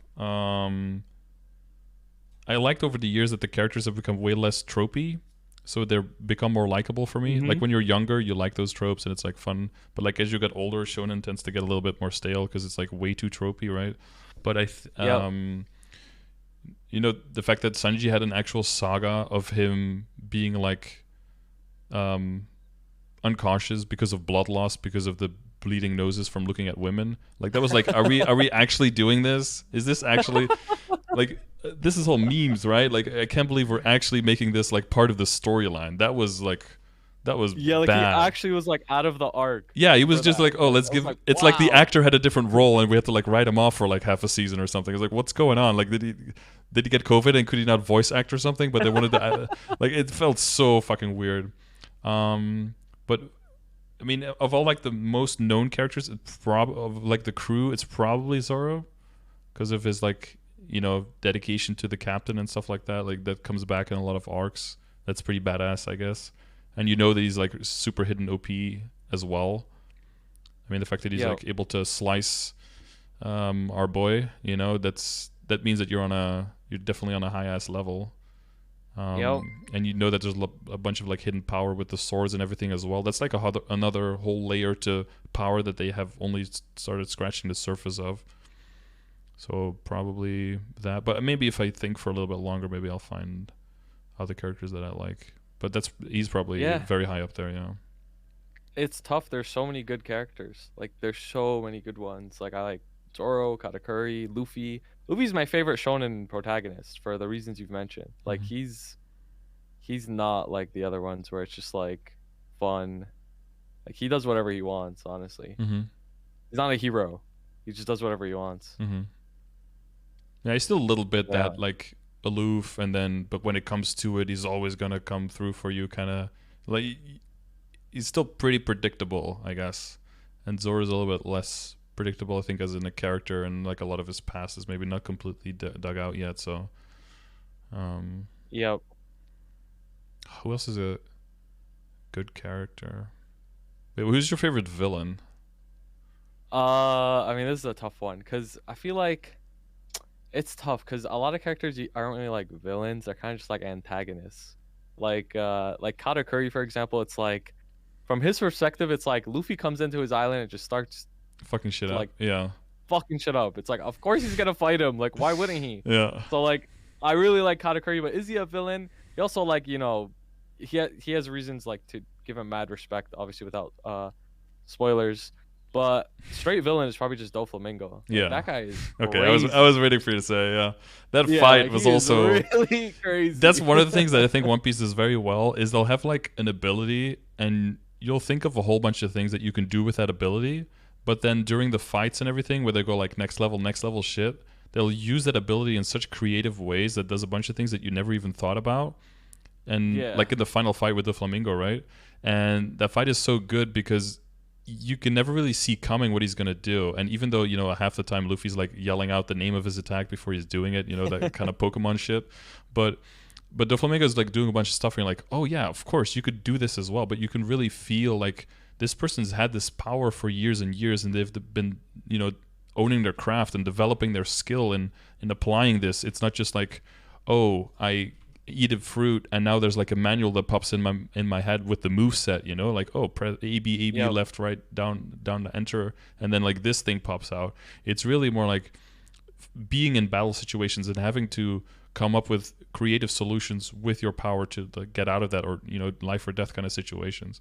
And that I really felt during that fight, and it was also really always really close. It's never super like, you know, like old Power Rangers was, a lot of kids my age were always like watching Power Ranger, but I thought it was always super bullshit because it was like, oh, we try one thing and then we win, and then there's some kind of card or something, and then the bad guy grows in size like 20-fold, and then they Megazord up and then find all of the fucking Megazord thing, shows up, it's and then they over. slash one Yep. time and then it's over. And it's like, bro, there's never a close battle, there's never like a whole bunch of things they have to overcome.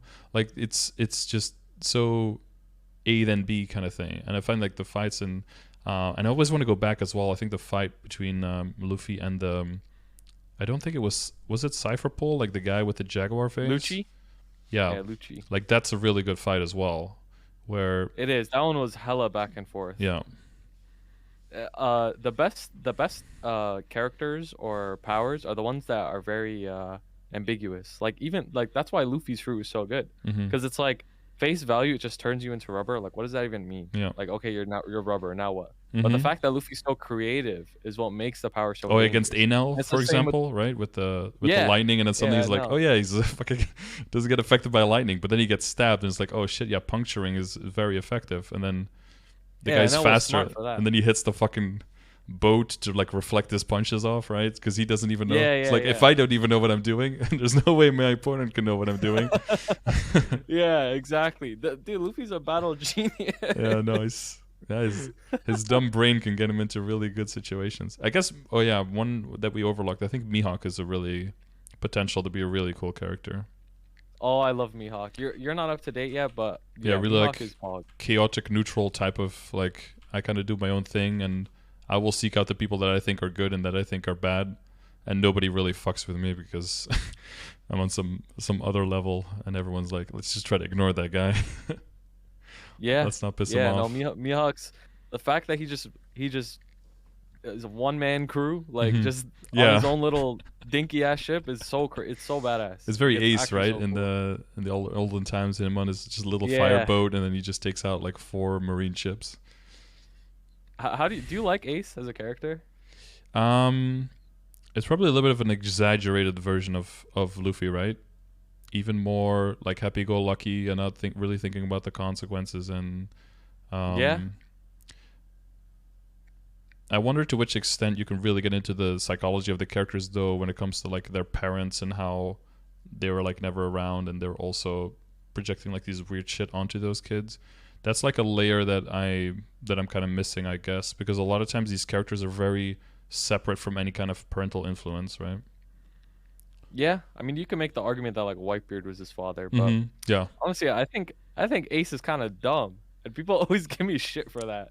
I think he's kind of dumb. I'm not gonna lie. Well, he's gotten away with a lot of it, right? And then you get very reckless, I Yeah. think. Yeah. I mean, that's exactly what Blackbeard did to him, right? Mm-hmm. Like he got so used to not being hit because of his OP ass fruit, He got and when he got too hit, he cocky. got hit really hard. Yeah. Yeah. So. Yeah, he got cocky, but I mean, and then yeah, but then he yeah pays for it, and then I think that's I don't know. It was like I don't know. You know that opening of the whole of that saga, right? Where he's like walking in like the icy. He's like Yep. walking away. Like when I first heard that opening, like the first time, I thought it was like, and I skipped it.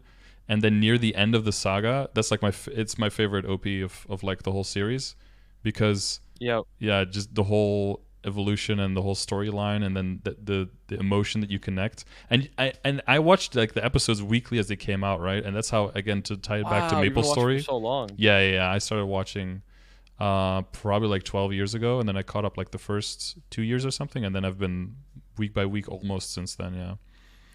God damn. Yeah, you were you were still in diapers when I I started watching started. this fucking. Yeah, I started in Dressrosa and it was week to week, Oh yeah. maybe like 6 years But ago. to tie back to Maple, like it's really different if you watch a show like that, and anime is a little bit different because like the intros and the outros, and it's only 20 minutes of like still pictures in the background Not sometimes even. for anime because it's like It's like nothing's 10 working. minutes. Yeah, nothing's going on. But it's really different from like binging a show for like a month that's like 10 years of episodes versus having been there and having gotten older and moved with it the whole time. It's such a completely different experience. And that's why I'm trying Yeah. for Maple as well, to just have people be in the moment. Oh, that's something I wanted to say, like to be more in the moment and to move along. Like you said, like people are like too often like thinking about themselves 3 months from now, 6 months from now, instead of like enjoying the things they're logging in. And I've been trying so hard to get people to realize that. And it's also why I don't like, a lot of people are like, oh, what are you gonna hyperburn? What are you gonna hyperburn? It's like, dude, it's like 2 more months. Oh my Chill. Just wait for God. the patch. Yes. Wait, because Everybody always asks me. like what you want to And burn I'm like, now I don't versus know, what you I'll want to choose burn when I'm next there. week. Yeah, just like wait until the event comes around. And the other thing is as well, Every like I'm time. always looking at the KMS stuff, but I almost want to stop doing it and just, because usually I just look at it when it comes out, and then we don't talk about it at all until it actually comes to GMS, right? And then we look back and we look at the prediction for the patch notes, that kind of thing. But I don't Yep. want to put too much focus on KMS, because then everyone is constantly looking at how much stronger they're going to be or what kind of content they're going to get access to. And then you start feeling worse about what you have now because you don't have the thing that you know you're going to get. And then the worst Yep. part is when something gets announced in Korea and then we don't get it, people get upset like they got nerfed. And it's like, bro, you were never even promised that thing. But in your brain, you had already accounted it as something that you had, and you already felt entitled to it. That when you don't get it, you feel like something is taken away from you, but you never had it in the Oh, first it's place. so dumb. And it's, Oh but my you see it. God. I've seen it for years, and it's so you see people Yeah. just fall into the trap so easily, and it's like, please just do the content now and enjoy yourself now, and then if you get something extra, that's cool, and if you don't, that's cool too. Just try to enjoy yourself and not be too much like, oh, I have to do this, and then in 6 months this is going to change, and then yeah. But it's rough if you want to min max, because then you kind of have to a certain extent, and then but yeah, if you're the nail that sticks out, you're going to get hammered, right? And that was the whole kind of thing. Yep.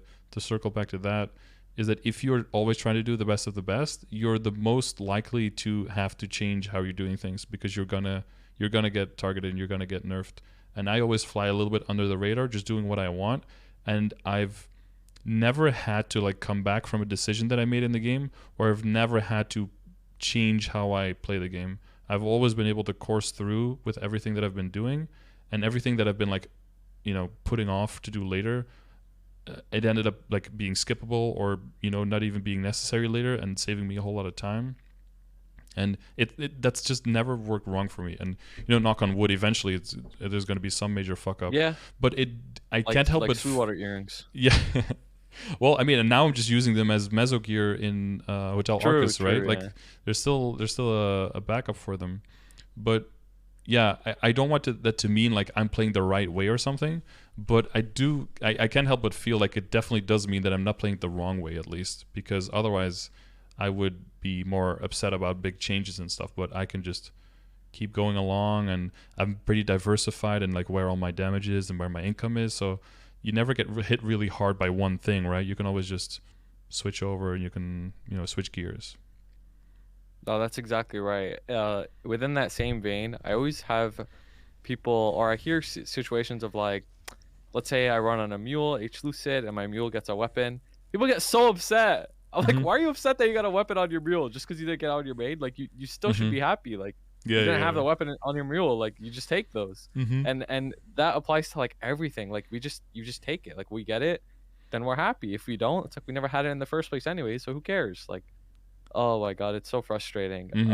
It's like when you get a symbol when you're training. It's like, oh, I lost a droplet. That used to be the first feeling, right? It's like, oh, that could have been a droplet. Oh my god, you know exactly what I'm talking about. Yeah. But now, people don't value so droplets anymore. Like, you get a droplet. And they don't. Like, yeah, they don't. It's like, because you can buy them in the shop. It's like, dude, bro, it's still 50 mil, bro. It's a lot of money, man. Yeah, droplets are literally nothing to some people. They're just like, what do you even do with droplets? I'm like, I don't know. Buy your fucking armors. Like, what do you mean? Like, you want me? You're just gonna farm 5 bill every time you need a spare? Like, what? Yeah, people underestimate how much a spare is. Like, it's like, oh, you could just buy one. It's like, bro, that's a lot of fucking money, dude. Yeah. My biggest gripe on this game is nodes not being purchasable. Oh my god, I go on and on about that. Yeah, I'm kind of back and forth on it. I think I'm okay with it though. I think it's, again, one of those things, matters of standards, is that nodes do take a long time to build up, but I think that's kind of a good thing, because they're a huge like force amplifier of scaling. And I think if you get too many of them too early, I think you lose room for growth too quickly, and you'll get used to being too strong too quickly, and then you get to the point where you're kind of like bored and can't progress as much anymore faster. I think it might be one of those tools where people think they want it, and they might want it, but then from Nexon's point of view, if you give people too much too early, they burn out faster, or they're done with the game faster, and then you can't transform them into endgame players that spend all their money on random boxes, and it'll just be bad for the bottom line for Nexon. Yeah, I mean, that's the real outlook of it. Like, it's true. Like, if people progress too fast, they're not gonna play as much. That's just facts, and it is just comes down to money. But I mean, the thing is, like, I get it. Or to fun and then to money, but like they're very closely related, right? If people enjoy the game and they want to play it more, then they give you more money. And it's like, what is the bottom line? I mean, you have a fiduciary responsibility, right? So it is the money, but you get there by giving people a product they want to consume, or they feel they need to consume, and they definitely tap into that. Yeah, nodes don't have to be cheap though. That's the thing. Like, it's not like you spend 1 bill and you get 1,000 nodes, and then you increase your final damage by like 80% or something. It's like they could be expensive. The issue is like it's just really rough starting new characters when you have just no nodes at all. Yeah. Because how do you feel about especially being in a boss mule meta? It's like, How do you feel about job changing? No nodes, honestly, I really fucking hate job changing. I especially explorer mages. They really get on my nerves. Yeah. These privileged ass explorer mages that can play 3 classes at once and have no repercussions. It's not fair, bro. I just lock everybody in. Most of the time, I just tell people to not job change, because I feel like if you want a job change, and you need to do so much extra, and you have so many resources, then I feel like you should, with those resources, probably just make the other character. Or it's because you don't have enough resources, then you should definitely make the other character, because even just switching and having to remake your skill nodes can already be a huge cost in the beginning. But if you make the new character, you already start with your 4 skill nodes. Like, that's already a huge bump at level 200. I don't feel like, I feel like it's really like in the end game, you're trying to min max, and a certain class is getting a benefit over another one, especially if you're explorer mage, right? Because it's such a low cost, and there's like an event coin. Yeah, sure, you go for it, dude. You try the other class out, like, have at it. But again, this goes back to what we were talking about in the beginning. A lot of times people will be like, oh, that's like bad advice, but The problem is the people who are looking for the type of advice you're looking at that you're thinking is bad advice is not you, right? And Yeah. the advice is catered toward people who have these questions. And sometimes people are like, oh, that's like not the correct answer. But a lot of times when people are asking, should I buy nodes from an event shop? The answer is always yes, because the people who are asking it, they definitely need to be, right? Because the people who are Yep. asking it who are not even sure how valuable a node is, you need to be 100% buying out all nodes from event shops all the time. And it'd be like, oh, Yep. but that's not exactly technically right. always right. What if I don't need them? If you don't need them, you don't have that question anymore. So it weeds out the people that the information isn't for. But yeah, I guess if you get bored and you start watching streams and you see enough things you disagree with, you might form an opinion. No, that's exactly right. Especially with the swapping classes. Mhm. Like I would never recommend somebody who's like, let's say 230, they're a Corsair, they don't really like Corsair anymore, Mhm. and they're like, oh, I want to Boss play mule, Cannon move Master. on. Like, yep. Like I'm like, okay, fine, you don't want to play Cool. Corsair? Start your new Sure, adventure. Boss Mule. Make a Cannon Master then on a new character. Definitely don't swap. Yeah. And the 1500 nodes you invested into your Corsair are just useless now. Like, yeah. Oof. oh my god. Yeah. Oh my god, whenever people ask if they should disenchant their notes, I'm like, please don't. Oh, to switch? Oh no. Yeah, like just get rid of their old trios and Yeah. skill notes so they have some for their new one. Like, no, please. Like, Well, that's like there's a nuking your character. Yeah, well, you're nuking your fallback because a lot of times you'll be part of like grass is always greener syndrome, and you'll see like 4 things in the other class that you don't have that you really like, but because you've gotten used to your current class, you don't see like the 20 things that you actually really love about your current character. You're just taking them for granted. And then as soon as you switch over, you're like, oh, these things are so much better, but the whole class is way less enjoyable because it doesn't have those other things that you didn't know were that important to you, that you've grown accustomed Yep. to. And then you want to switch back and then you're fucked. That's exactly right. I see that especially with classes that have high status resistance, like Hayato or Pathfinder. Mhm. And then people who switch to a different class and they don't have high status resistance, and they get hit by like a Seaval rock, and then they can't get out of it. Just done and for like they 3 die to a hours. Yeah. tail. Yeah, and then they're like, yeah, now you appreciate the class that had status resistance, and you thought you didn't like it. It's like, We didn't even know. Things Well, like after that, a like- while, you don't even know that you missed it. I started playing as a Demon Avenger, and like Crimson Queen was just like such a joke to me, right? I don't know if you've ever done it on that character, but you could just lifesteal through Yeah. everything, tank everything. Like it's the whole thing is just a giant joke. But then do it on any other character, you're like, what the fuck is Zombify? Huh? I'm getting like sucked in. What's going on? Like I can't do anything, huh? And that's exactly right. yeah, you learn to appreciate the game from a whole different angle. I think, well, that's the fun part, I think, about moving more in width than like going to that true end game, is just learning to explore that game all over again. Not at the same pace. You can still get to go through it a little bit faster because, you know, speed isn't everything, but it's definitely something. And then Yep. you get to experience the different types of pros and cons of classes. And that's why I really like the stage that the game is in right now, because the classes are pretty close together. They still have their distinct pros and cons, that you can have play some class and be like, oh, this character is just real, like a Zero, for example. I think is a good example as a character that you have to really like the playstyle, the comboing. And the solo bossing is just not good. Like it's probably the weakest in the game. But at the same time, you've got like support that nobody else has. Like the infinite chaining with binding and everything is very, very high value. And the mobbing to a certain extent can also be really brain dead and really easy to get done. And you have really good survivability and mobility as well. So you're like really high in some things and then just really shit at some others. I like that because it gives a character a very specific character, I guess, right? Like it gives them a specific a feeling.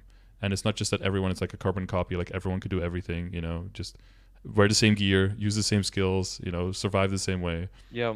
And yeah, especially because we have 49 classes. If you have so many, they have to be different.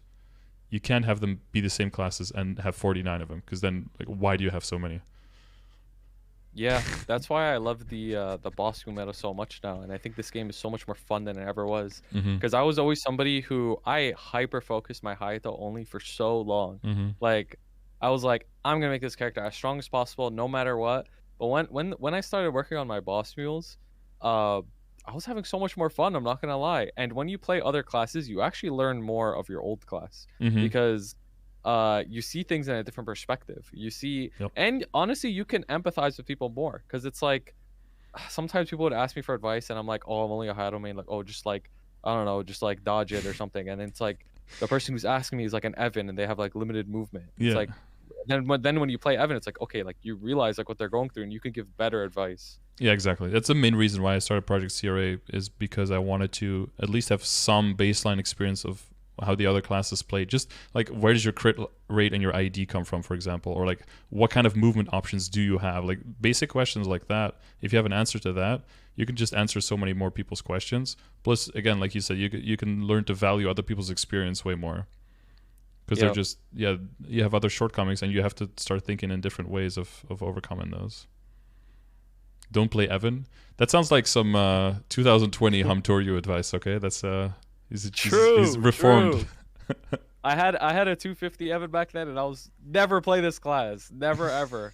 Now Yeah. Evan's gotten a lot better since then. The Uh-huh. TP fix on Evan is like the biggest change. It's not even like a FD change. Like that itself made the class so good. I played I did the Evan Project Zero a long time ago, and then since then, that was before I thought it was going to be really bad because I didn't like the whole way you have to combo to really do damage, and that if you do it anything else, you just lose so much DPS, right?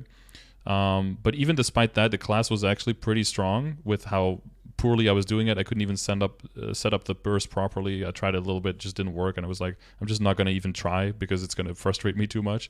So I'll just do without the, what is it, like the Divine Radiance or something. Try to Yeah, do yeah, it elemental radiance. Elemental Radiance. Yeah, I tried to do without that. But then that was before the final damage change and before they got the extra 30% final damage multiplier on their staff.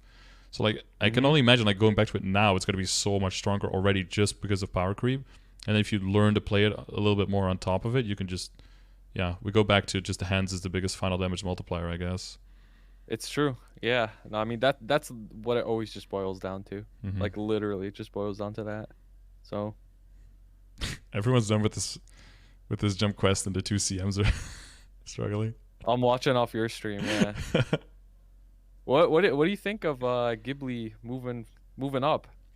I It's think like an it's, end of an era. She's been CM for so long. dude, I didn't realize when I read it, it was like almost 4 years. I was like, no shot. And then I started counting. I was like, oh, fuck, it's been Yeah, she's so been around long. forever. Yeah. Especially compared to the three CMs we had before that. They were all like 6 months tops. She was the only one who Yeah. stayed for quite a while, yeah. I think it's inevitable though, right? Like generally in careers, every like 3, 5, 7 years, you tend to move to a different Yeah, position. of course. And I think CM is one of those that's pretty. I don't know if it's a generally good thing. I don't know. There's pros and cons, but it's probably, CM is entry for sure. That's yeah. the thing. It's an entry position. Yeah, like So, right out of it's good that college she's or moving still up. in Happy college for kind her. of thing. Yeah. Yeah. I don't know. I've been back and forth on the whole concept of CMs. I feel like it's good, but man, like sometimes I just wish we had a CM that like really like was really into like they are very like veteran MapleStory player. Mm-hmm. Sometimes it's hard to like get things through to CM sometimes where it's like you're trying to explain something but they don't like play the game enough to get it. And I Yeah, don't they know. have to speak to the average player, and you're not the average player, and I'm not the average player. Like we're at some, I don't know at what point, but we're like outliers in some ways, and it's always gonna, you're always gonna like leave some people behind. But if you're doing CM, you're basically just trying to have like a fun connection between like the business and the people. And I Yeah. mean, look at this game. Like, try to objectively look at the graphics of what we're looking at right now. Like, we don't have like those, that diehard player base is like a small part, right? It's mostly casual players, mostly seasonal casual players, and those are the ones that they're trying to capture and keep, you know. Yeah. And I mean, yeah, that's just the rough reality. I think it would be cooler though if you actually had like a group of active like gamer feedback with the team, with like a group of people from the Beam Brigade who would just like have actual meetings and talk about things. But the reality is that we're just copy paste from KMS. So I mean, that would just be wasted time, honestly. You know, I did find out for like GMS content over at Nexon they actually ask their employees who play the game a lot, they actually bring them into their meetings, which I found very interesting. I Mhm. like didn't expect that. Like one of my viewers, he works on like the marketing team, but he's like an Endgame merc on the Mhm. game. And he said like yeah, like whenever they have like kind of like balance changes or like anything that involves like non KMS, like they bring him to the meetings and they ask him like do you think this would be a good idea, basically? It'd be wild that if you're like in Beam Brigade for years making like thousands of hours of content, that you can at least have some input there as well. It'd be interesting, but I'm not gonna lie, I kind of assumed that you guys did have input. I'm kind of shocked that you guys have no input on the game, like as Bean Brigaders. Like, what's the point then? the biggest input I probably have is if there are like typos or bugs that we can like report them to make sure that they get on the list, you know, for like the next Thursday if they're gonna do a maintenance kind of thing. But that's, or like typos in the in the patch notes or some shit. That's probably the most. I mean, and then when we have test server stuff, we can signal stuff. But most of the stuff we signal, like the last test server, I signaled that the, or it was during the community stream that the just like a very small thing, like that with Legion, that everything was changed back to the U for Union in Korea, right? And that you have like the U again here for coins. And then in here on the coin logo, I was like, I think that's going to be slipping in, but then. You know, and it did slip in, but nothing seemed to happen with that. But that's like a very small thing. But when it comes to balancing and stuff, a lot of it is just like clear cut, pretty copy paste from Korea. It's only for non-KMS classes that they do things slightly differently. Yep. So for that input exactly would probably right. be useful.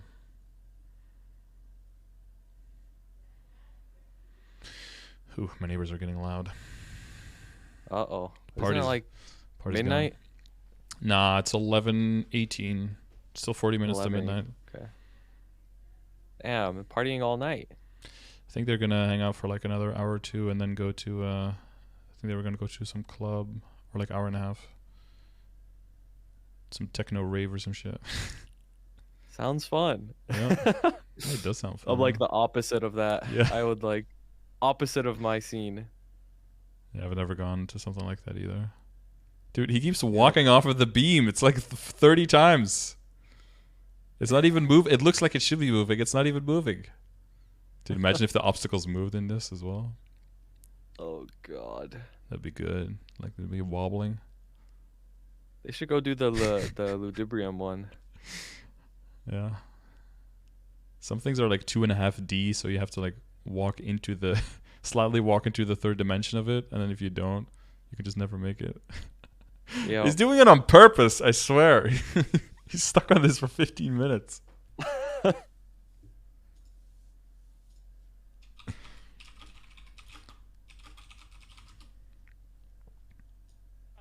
Yeah. It's the second. Oh, one. melee, yeah. Oh no. Yeah, Sound Voltec's really good. You I know, really like the game. I actually have a control. something came up in my head. You know, I want to say thank you. Mm-hmm. About a long time ago when I first started streaming, I started to like build my following. Mm-hmm. You're actually like one of the few people who actually reached out to like congratulate me. So I wanted to like personally thank you and VC about that. Like I still remember that to this day. Mm-hmm. Because sometimes people like, I don't know, they'll like try to like sway my opinion towards you. I'm like, no, this guy like, he reached out, man. Like he's a nice guy. So I want to say thank you for that. You're welcome, dude. I think well, since I congratulated you on that, I think I have to congratulate you now on being partner as well, right? Because I think I noticed a little check mark in my chat. Yeah. When you were typing. Yeah, I hit partner as well. Mm-hmm. That's pretty That big. was actually so hype. When you got your partner, did they No, did they like raid your stream? I didn't get jack shit. Oh god. When I got Yeah. mine, my stream blew up. Like I felt like I got like bots in my chat or something. Mm-hmm. Apparently that's what they do when people hit partner and they're live. Yeah, I think because of I don't know, because of time zones or stuff like that. It feels like I don't know, because I'm like a weird guy, and like those things, they tend to those kind of things they tend to like never happen to me. And then that feels, Yeah, you know, I kind of help unlucky, but I feel a guess. certain way about that. It's like your Unlucky. partnership is more important than mine or something. It'd be like, I don't know. It's just probably just chance because they have so many partners, right? They've got like tens of thousands at this Oh yeah. point. So it's just, you know, whatever, if there's like a partner manager person like online willing to do that, then they just probably randomly pick a bunch of people. And then if sometimes they already watch a stream and then they'll want to do it. Because you probably have staff in your chat sometimes, right? Sometimes, yeah, here Yeah. and there. Hop in. See that little Uh wrench and then the people are little like, hide the memes. yeah, the little wrench and I'm like, Monka, oh, I Monka gotta- S, Monka W, like, oh shit. I gotta be more serious, you know. Yeah. Reform. Bro, you made PG-13. some like dick cheese joke earlier, and I was like, what? Someone else did, so I rolled with it. Okay, I'm open to everything. No, same, bro. Some Australian guy said, "We want to hear an Australian joke." I'm like, "Lay it on me, bro." But yeah, something was something with dick cheese. So I was like, "Okay, good shit." Do you keep up with Twitch drama? Hear about the whole gambling thing? Bro, there's so much there's stuff a lot going of things on. going on. Yeah, I tried to There's a follow lot of everything things the going last week. I'm still haven't caught up on all the Destiny videos on it. There's just too much stuff, dude. He puts out like 4-hour videos every day. I was like, dude, I can't keep up with this. What's going on? Yeah. But yeah, a lot of stuff. Well, we got less than a month left to gamble, so and then it's banned. We can't play MapleStory anymore. Yeah, I don't know about Maple. Nah, yeah, it's sort of like a lot of people saying like, oh, gambling is banned, but like gambling isn't banned, but there's just like some aspects of gambling that are banned. Yep. It's like when people were saying like, oh, the word simp, like you can't say simp anymore. It's like, well, that's not true. You just like can't use it derogatorily to God. refer to someone's right. Like the nuance is just always so lost on me. It's kind of annoying, but that's just like old man Scarter screaming for people to get off his lawn, you know. So trying Dude, to suppress I call that a people little bit. simp in chat, and then there's always that one guy says, you can't say that. That's TOS. I'm just like, bro, shut up. Yeah, Like, it's like no, it's not. No, it's not. You're virgin. do you care about Maple drama at all, or do you like know anything about like Maple drama? Surely it leaks into your chat. People were just like, oh my god, did you hear about this? No, just the fact that you were hacking. That's the last Maple drama I heard of. That's Yeah, why you were banned, right? true, Yeah. True.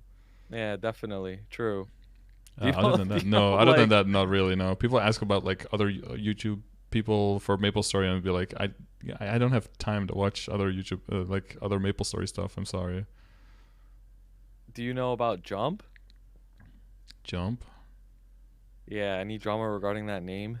Is that a guild? No, it's a player named Jump. No idea. No. Oh my god, I kind of want to tell you just because it's funny. Okay. Funny, or no, it's like problematic it's like funny. Funny. I don't know. It's just like I don't know. You tell me, I guess. Okay, well, lay it on me. So there was this player named Jump, right? Super strong player. It's not this guy. Jumping is not his forte. Holy shit. He's still stuck on the same thing. Yeah, it's definitely not him. There's this guy named Jump, and basically, he was just one of those players that like always hid his equips and like just yeah, a little bit tended sketch. to be strong. Yeah, and oh my god, I motivated him. Look. Yeah. Okay. Oh, he actually passed it. Yeah. Yeah. He actually got. He would like try to hit on a lot of girls in the community, and the way he would do it is he made another Discord account and pretended to be those girls, and then have conversations with himself, and screenshot those conversations and share them with others. Oh my god! But they would have to be the same name funny. so that you could get the benefits from having talked to the person, right? Yeah. So like. So it would immediately come out. All these girls in the community being like, I never talked to this guy, and then him trying to impress people, saying that he did, and he has all these girls that want to talk to him, and it all blew up at one point. Like there was just like you can't fake everything, and then it all backlash on. He's gonna be like 21 at the oldest, right? I don't know how old he is, but like the guy is like crazy immature. That's some like and early college. If you were to ever level. read, yeah, if you were to ever read the things he spoke to himself, it's like no, so how cringe is it? The way, like so cringe, like the way he flirts with himself. That's the funny thing is he's talking to himself. Like, oh boy, that's a rough one. Yeah. Again, this is caring more about like what you have to show for it than actually experiencing it, right? It's like so focused all that on same mindset. Yeah, focused on like what kind of status you could get from it or what the value would be from having it, that you undermine the very value of having had it. And it's like you're just jumping off the fucking boat. It's like there's no reason to just value different things and you're good. Yeah, that whole jump thing is like it's such a popular meme. So if you ever hear it, like now you know. Now I know. Yeah. Well, thanks for keeping me in the know. Okay, for all the Zoomer memes. Yeah, I got you. Oh my god, no! He's all the way down. Oh god, you're killing me. This has to be the most frustrating thing to watch, dude. This is the CM like gauntlet. Like this is how you prove to be a good CM. Can you complete this or you get fired? Maybe if you're too good at this, then you get fired because you're playing too much MapleStory instead of doing your job. So True, actually. like showing how little practice they've had. Are they getting fired or are they getting a raise? One of the two. He's too short again. Oh.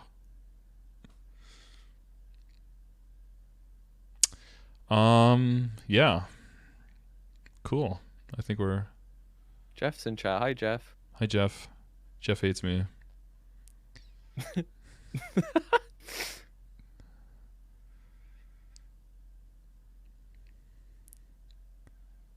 Jeff is always talking mad shit. One time I forgot about it, and then one time I rated him, and you can see on his face he was like trying to be like, "Oh shit, thank you," but he's like, "Oh shit, now I can talk shit because he just rated me." It's all good. Jeff's the homie. Just tell him Lumi's the best class or something. I heard Kana is getting buffed. Yeah. You know, I actually made that take before it got nerfed. I was like, nah, don't worry, guys. Every class is getting buffed on Destiny. Kana's getting buffed. It got nerfed to shit. I mean, you were liberated on like all 5 Kanas anyway, right? So should be able to take the impact. That was another thing, though. Like, people being so upset about the Kana nerf is like, you had so much. I tried to make this analogy where it's kind of like an analogy to like reparations, right? Like with black people in the U.S. It's like, what if you give like a group of people, you give them like $5 a day, and then you give another group of people $10 a day, and you do that for like 20 years, and then after 20 years, you give both people $10 a day, and then the people who get $10 are like, oh, we're equal now, and then people who got $5 for 20 years are like, you got to be fucking kidding me, right? Like, you're able to build up like double the resources, double the generational wealth, or like the progress in the game for so long. And now we might get the same, but that doesn't mean that now we're equal. You still have a huge benefit. And I feel like for Kanas, that was just so, like, you've been able to grow so much faster and so much further than everyone for so long, and now you have to deal with the same shit that we have to deal with, and now suddenly it's unfair. That felt so weird. Because you've still been able to make so much more progress, so much further. Oh my god, he made it to the top. It took him 34 minutes. Hey, it's not bad. 34 minutes. Yeah, he lasted pretty long. No, I agree. Kana definitely should have gotten nerfed. I mean, I think they should have nerfed Domain more. They should have focused on that more because Domain's fucking game breaking. Mm-hmm. But the amount they got nerfed, I think is just a little too much. But it's whatever. I don't play Kana. I think it's still a good class. If you look at it across the board, I think it still is a very valuable class. And like I said, right, if you look at the mobbing of like Zero versus the mobbing of Kana, you look at the bossing support, and then you compare Zero to Kana overall on like solo bossing. I would still solo with a Kana like on bosses 100 times before I even thinking about doing it on a Zero. There's still not enough downside there, I don't think. Yeah, I mean, Kana's got a lot of good things in his kit. Foxfire and Yuki healing is crazy. Mm-hmm. Kishin, I mean, the thing with, Kishin was really just a Hail Mary to get people back into the game, because Western players are always like more, like more is better kind of thing. The only reason they could keep GMS going is by just giving us more monsters than Korea and letting us progress faster, because otherwise they wouldn't have been able to keep the player base.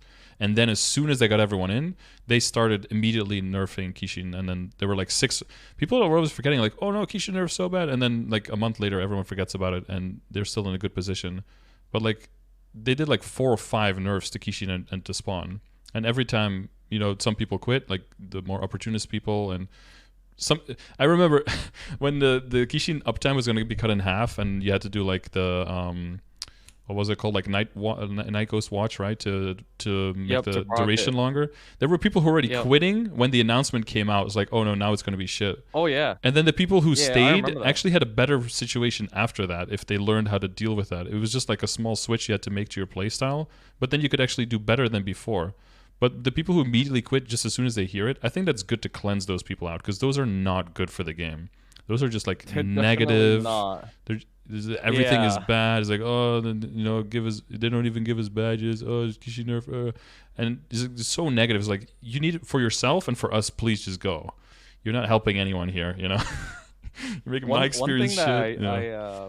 I didn't like about Kana's certain Kanas when they got nerfed is the ones who jump ship from Kana just because they got nerfed. I'm like, bro, you guys are the fakest Kana mains ever. Well, Like, I guess just because you yeah. got nerfed, you jump ship. Like this just proves that you only played Kana because it was super strong and very easy to get you ahead, and not because you actually like the class. Exactly, yeah. Like, and it comes it's back down so to the sad. fun. Like you weren't playing it because you Yep. had fun. And if you're not playing for fun, then you're going to be forced by the game, by the patches, by changes to move around a lot. And that means that your total progress, you might still get to the finish line, whatever it is, faster, but you're going to go zigzag, you know?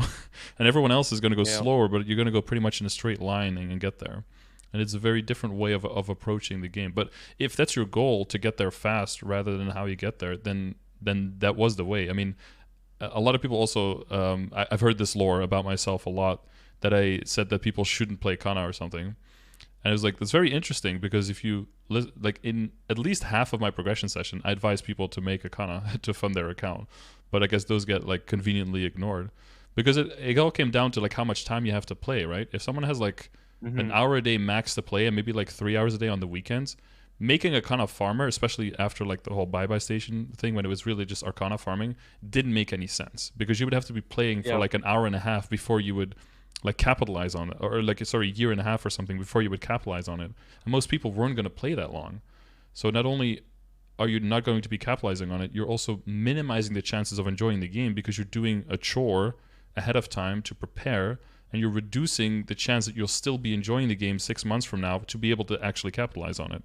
So it was like for most people, it was just not the match for them. Like, it wasn't the correct advice to give. But for a lot of people, it was, because some people would be like, oh yeah, I've got like 6 hours every day and I play like 12 hours on the weekend. It's like, well, okay, start your Kana farmer now, you know, or maybe start it yesterday, because you're going to be capitalizing on it, start it like 3 weeks from now, you know, it's going to bring in money.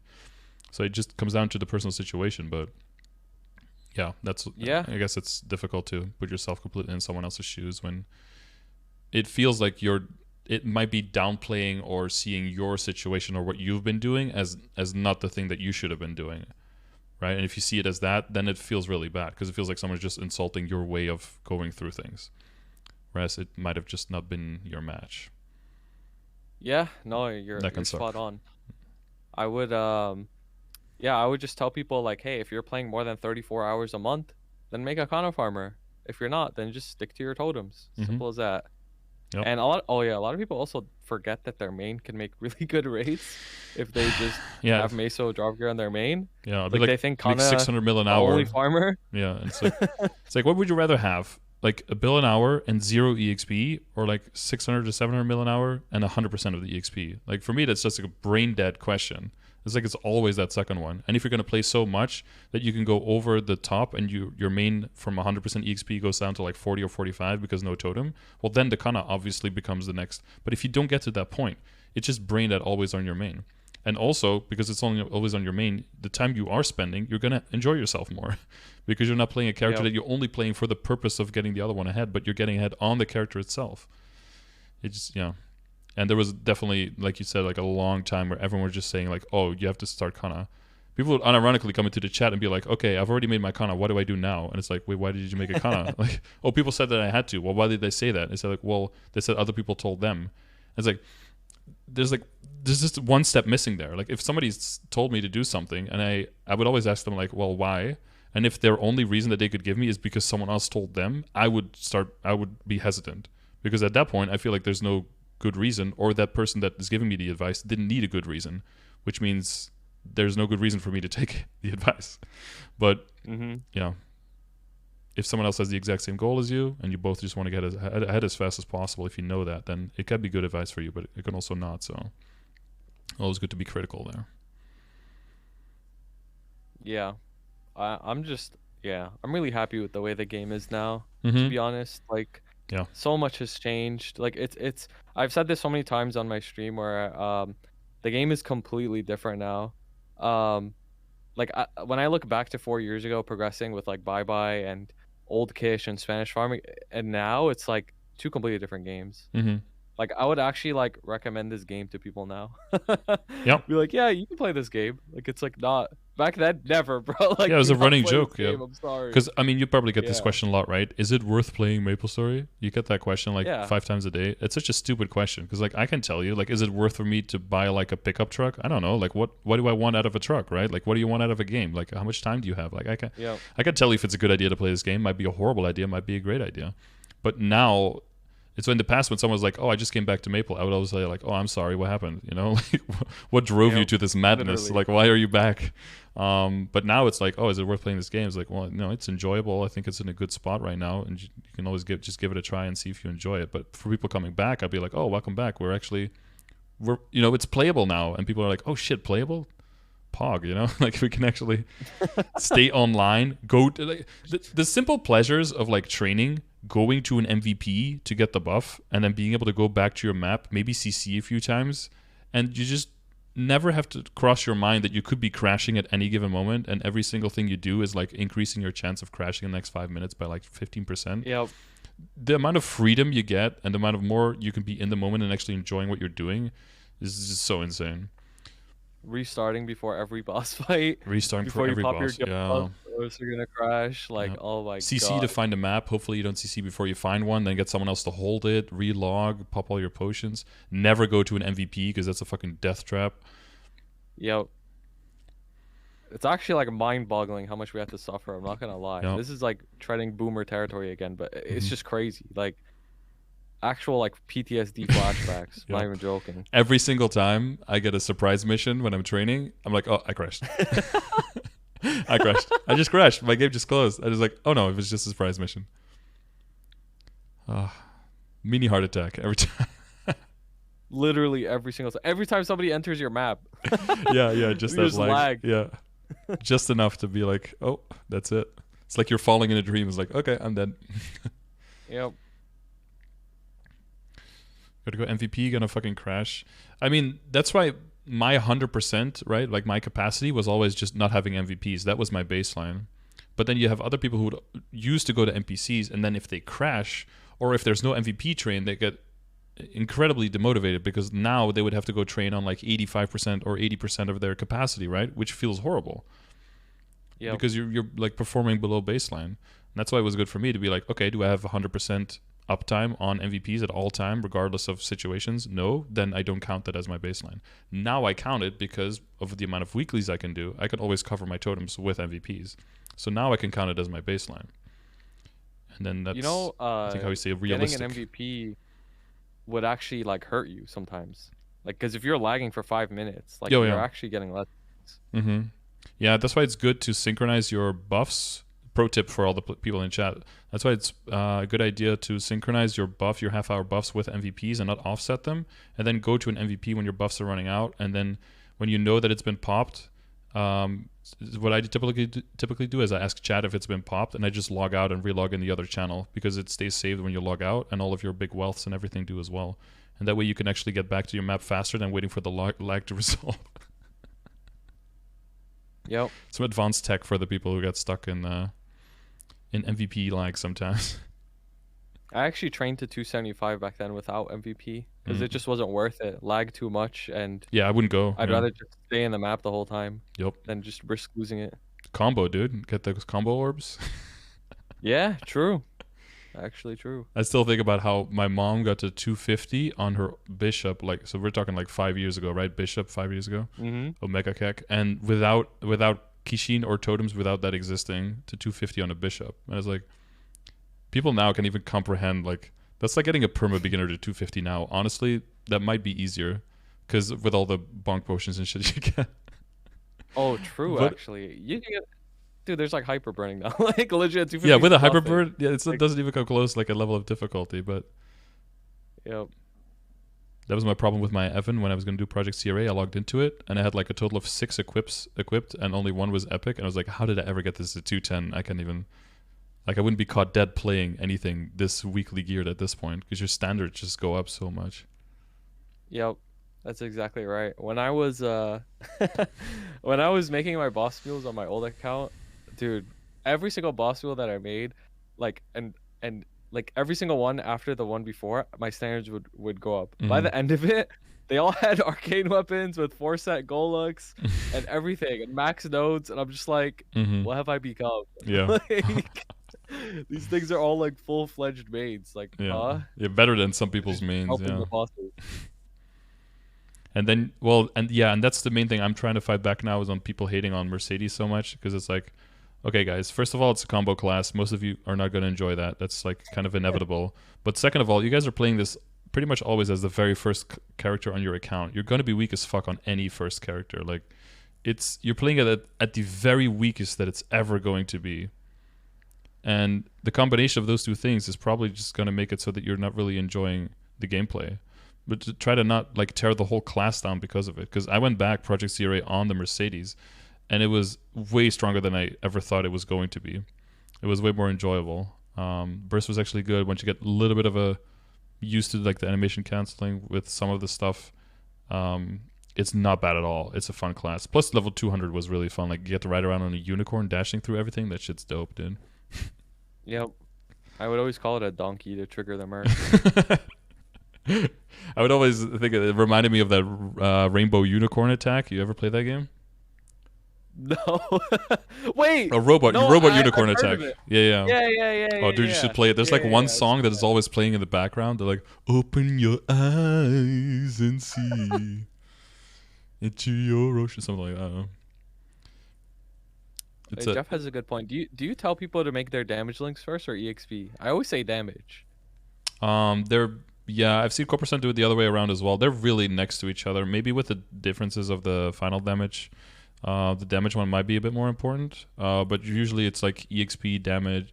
No, for me it's EXP crit then damage. I think crit is more important because that's final damage. I mean, crit is damage. So yeah, they're really close. They're basically like the top 10 is all just EXP crit, EXP crit rate, crit damage, basically. Like I always tell people for link skills like just to do the damage ones first, because the way I look at it is like you wanna maximize your kill rate first. Like even at like lower maps, like if you have higher kill rate, then you'll get more EXP. But if you're hitting a mob and it takes like 4 shots to hit and you have some EXP bonus, like it actually like weighs less than if you're actually just one-shotting it. Yeah, no, that's true. I think I was kind of cheating because I wanted the 0 to be high up on the list so that people, when they came back and 0 was creatable, that they didn't wait to create a 0 because it wasn't top on the list, and then by the time they got to 0, the event was over and they couldn't make it anymore. I see. You're 4D chessing them into playing 0. So it's just having it on their account. Yeah. Yeah. Because I mentioned it like 15 times per stream, right, during an event, but there's still a bunch of people that slip through the cracks because. Did you ever look into like how many people leave and enter your chat like in a stream? Because it's pretty wild, like the amount of views you get, right? Yeah. Like I monitor it. Like it goes up and down. Yeah. But like even if your viewer count is like very stable, there's like every 3 seconds someone leaves and someone else enters, right? Yeah. It's never the same. It's a revolving door. Yeah. Yeah. But you get yeah, so you can repeat something as many times as you want. People are just going to be able to fucking zigzag through that shit and just never hear it. There's some things I say multiple times a day, and then every single time I say it, someone's like, "What?" People always ask me like why I repeat myself so much, and it's just like, what am I supposed to do? Tell them to like fuck off? Like, well, that was some people just joined. Like, I have to repeat myself. Dude, that was a big thing. Right? That was a big thing in my community for a long time. Is that I was starting to like lose more late game, end game people because I was always repeating the same like early game stuff, and they'd be like, "Well, we love being here, but you're just always talking about the same early game stuff, and we can't really use this for anything. It's just boring to listen to this." And that's actually the main reason why I started working with commands, because then I could just tell them to like read the command, and then I didn't have to repeat myself, but they would still get the information. And that's actually how the commands were born. Yeah, I have some commands, but I don't have as many as you. Nowhere near. No, you don't have 200? Come on, bro. No, nowhere near. I have commands like why Shad, because people always ask me like, why are you playing Shad? So I just have like a command for that. Oh, I have the why another when I have like 2 of a class. Everyone's like, why another arc? Why another Adele? Someone made a clip. I was like, just watch the fucking clip. Like I'd be asked with responding to this 5 million times. the one meme question I always get is whenever I do Lotus or Damien, someone always asks, "Is this hard Lotus?" Or is it every single time, "Is it hard Lotus? Is it hard Damien?" It's like, bro, I just blew it up in 30 seconds on a level 235. What do you think it is? Shut up. But you can't be mad because the people who ask just legitimately don't know, or they're trolling you. So it's a lose-lose. But there's exactly. there's like there's one vein in my head that just like pops every single time someone fucking asks it. So it's unavoidable. It's an emotional response. I mean that's just the nature of things. Yeah, it is unavoidable. It's just like exclamation best class PF. PF's one of the meme classes in my stream. I always like meme on PF. No, wait, we have best main as well though. Yeah. Best main. Yeah. Whoa. Cat Daddy best main. What's this?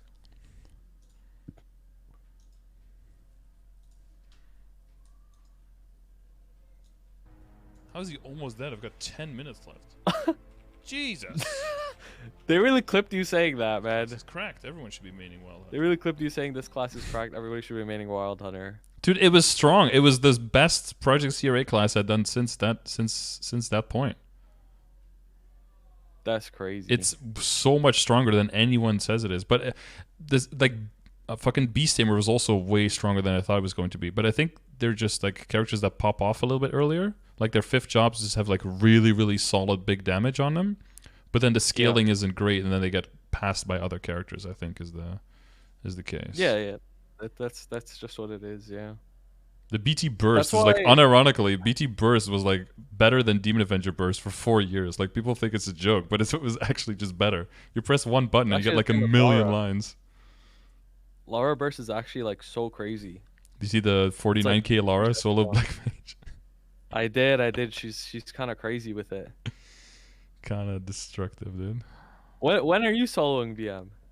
It's just not something I care about, but I guess it gets annoying for people to listen to, but like a lot of times I also started doing Black Mage super late, right? But I just didn't care to do the boss. I knew it was going to be frustrating for me because I've got like fucking boomer hands, and I knew it was going to be too frustrating to do, and I just didn't really care about the stuff because I knew that once I got it, I would be like done, and I had everything, and I didn't want to be done. I wanted to have more stuff to look forward to.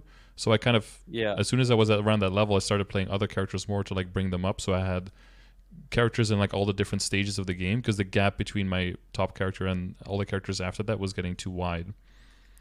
And I think a lot of people, if people who watch, their purpose is to see you like do all the content that they want to do, but then they want to do different things. For some people, then it kind of falls flat and they don't want to watch what you're doing anymore because they stop caring because you care about different things. When are you libbing? Next week, actually, next Saturday. Oh, wow. Yep. Holy pog. You have money? You're going to wait for the cube sale? I don't know how long it's going to be. I've got like 150 bill now. I've been really just really not spending money, honestly. So whenever event comes around, I always have a lot now. Damn, or a lot. Actually, I don't know, 150 doesn't feel like a lot now, which is crazy because it's like the second most I've ever had on my account.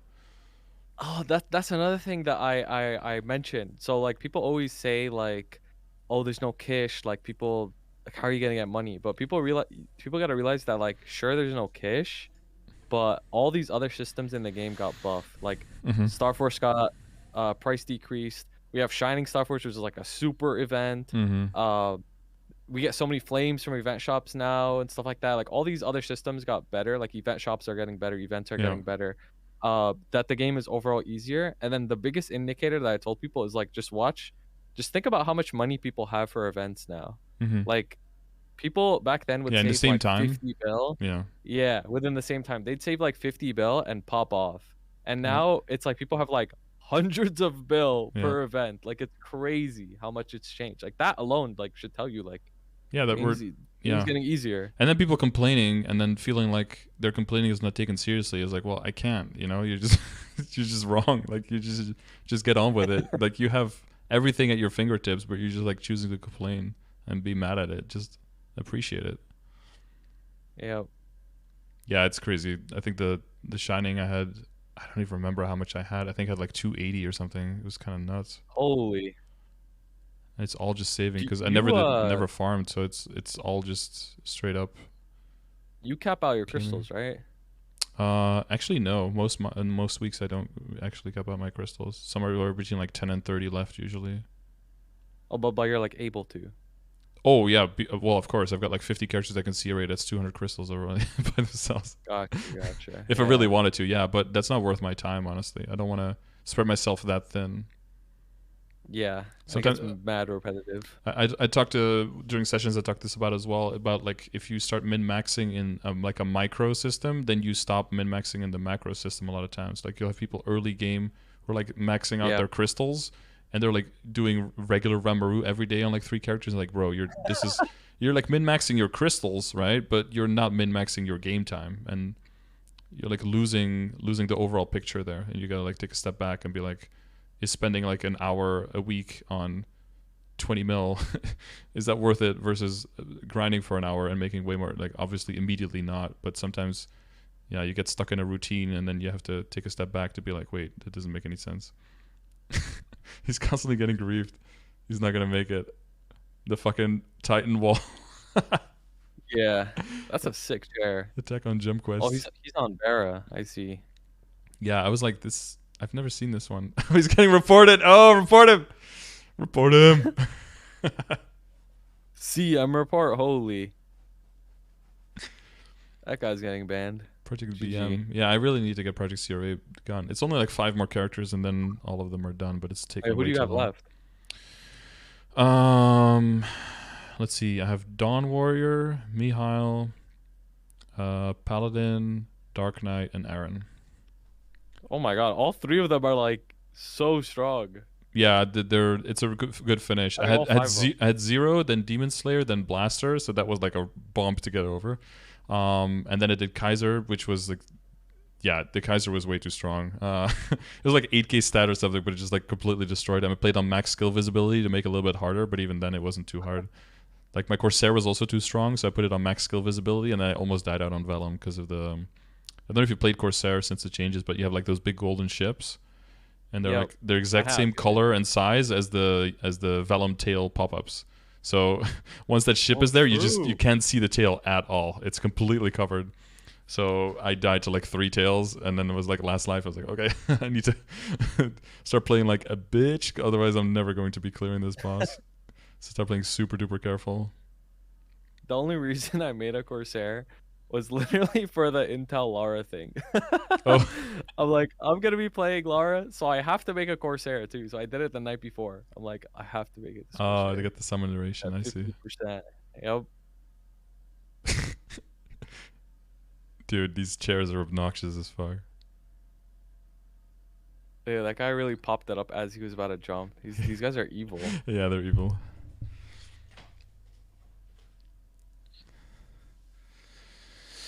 All right. Damn, I think my neighbors are probably going to be leaving. But if they want me joining... Fuck, it's copyrighted music! I can't have it on my VOD! Uh-oh. Hope my video doesn't get demonetized on YouTube, bro.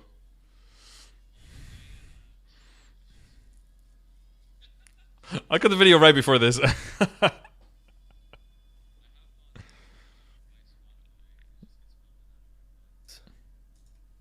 Yeah, Sam. But like for now, well, getting reported by the CM. I have it. Thank you, Derek. I have the yeah. I should do my audio layering better, because like if I do that, then my Discord would also not get picked up. But if I'm talking to you and I'm putting on that audio, then the music would also go through. So, but I should be layering it better, honestly. Yeah. I mean, you could separate Discord and Spotify. That's how I have it. Mm-hmm.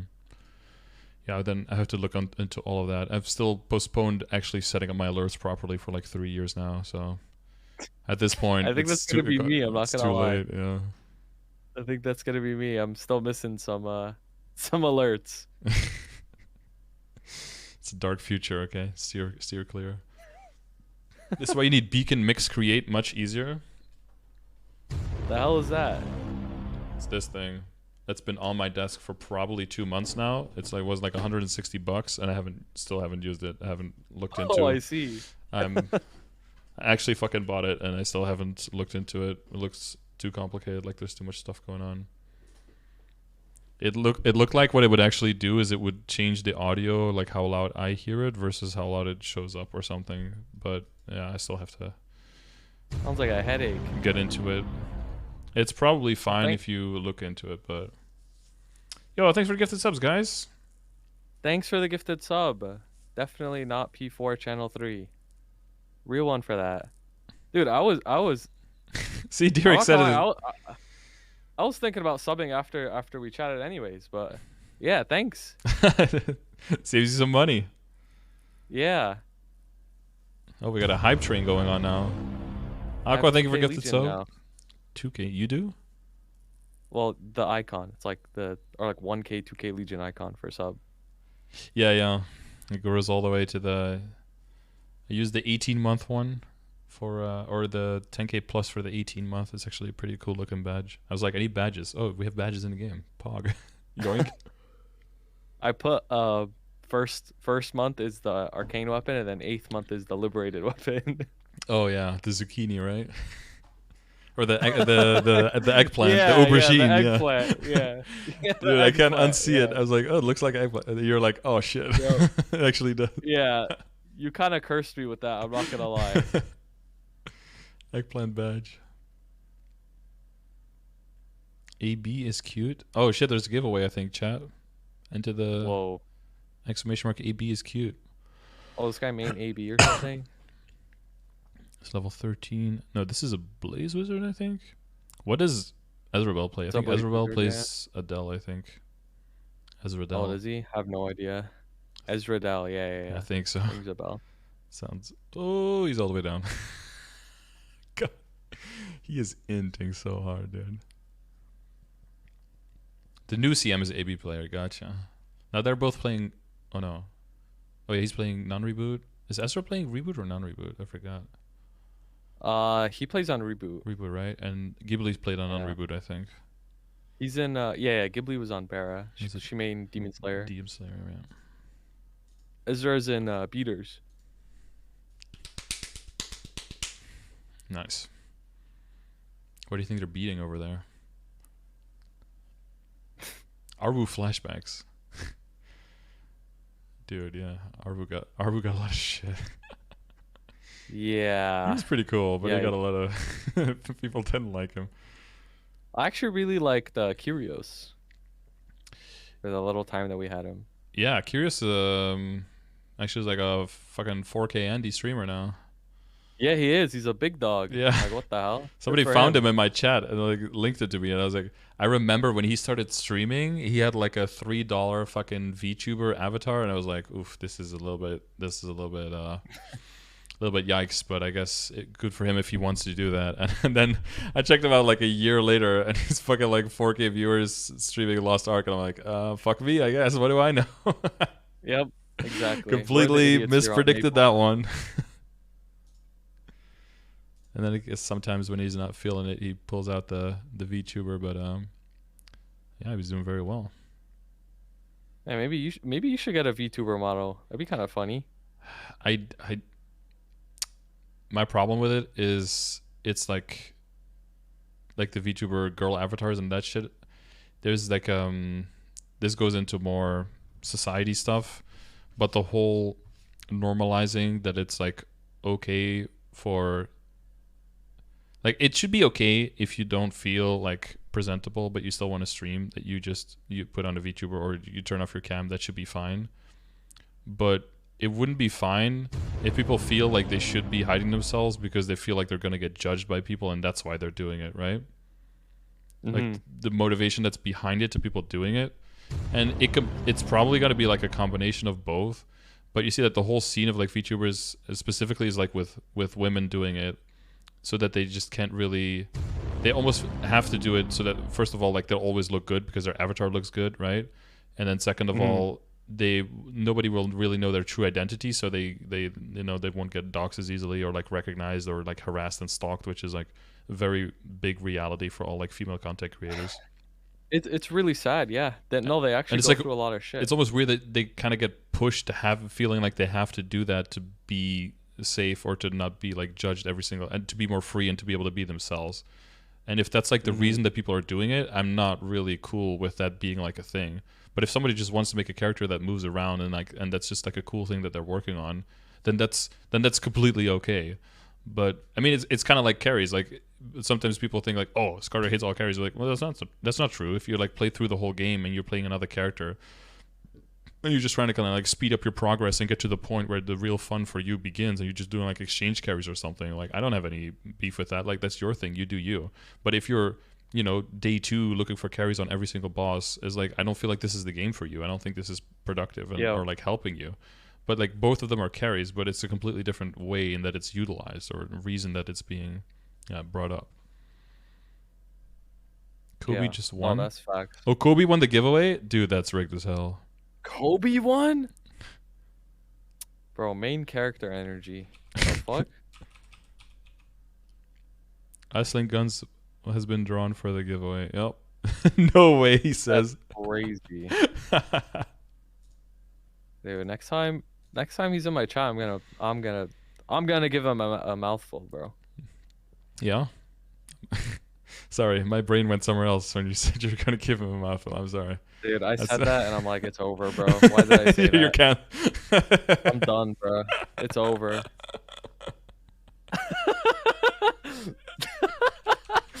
Oh God. Gotta get a kiss of homie in the chat, boys. Yeah. Well, thanks for the hype train, by the way, guys. Completing level 3. Appreciate it a lot. Thank you for gifted subs. Somebody clip it for Kobe. The audio will be in the clip, so you can clip it and send it to Kobe next time he streams. It's done, bro. Kobe's gonna be like, what the fuck is wrong with you? Desk slam ensues. Yeah. Well, it was a good Freudian slip right there. Or like a good, when your mind is in the gutter, a lot of things become innuendo. Oh yeah. Sometimes everything. I think you mentioned, I was watching you a bit this morning. I think you mentioned you had ADHD. Do you actually? Oh, probably. I think I have official like ADD diagnosis, not like full blown ADHD, but like a little bit. But oh, did they just crash? Oh, they raided someone. Okay. Oh, rip MapleStream. Who they raid? Oh, Graded Peanut. Graded Peanut. He's on the come up. He's grinding a lot of hours. I see him online a lot. I always see him live. Putting in work. I think he's been in Beam Brigade for a bit. So many commands. Oh, okay. Now it's probably too late to go to my neighbor since it's already 12. Wait, I'll send them a message. Maybe I can go drinking there for another hour and then have my advertisement company business meeting. That sounds like a good idea. Advertisement business company meeting at like 2 a.m. Mm-hmm. Oh my god. No, 1 a.m. 1 a.m. 1 a.m. Yeah, their available times were a little bit unavailable for me, so. Or I could just go to his door. Right. Anything else you want to share with the chat here, Duky? You could have been streaming for like 4 hours already, dude. Yeah, but I take my breaks because even I get sick of streaming sometimes. I don't want to do it 24/7. Yeah, there's definitely a decreased value if you can't scale up yet by delegating your stuff. Like if you are doing like thumbnails and videos and editing and all that stuff, you can't. Yep. If you're doing all of that yourself, you just can't stream that much.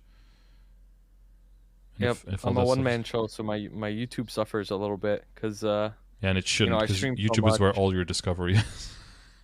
Yeah.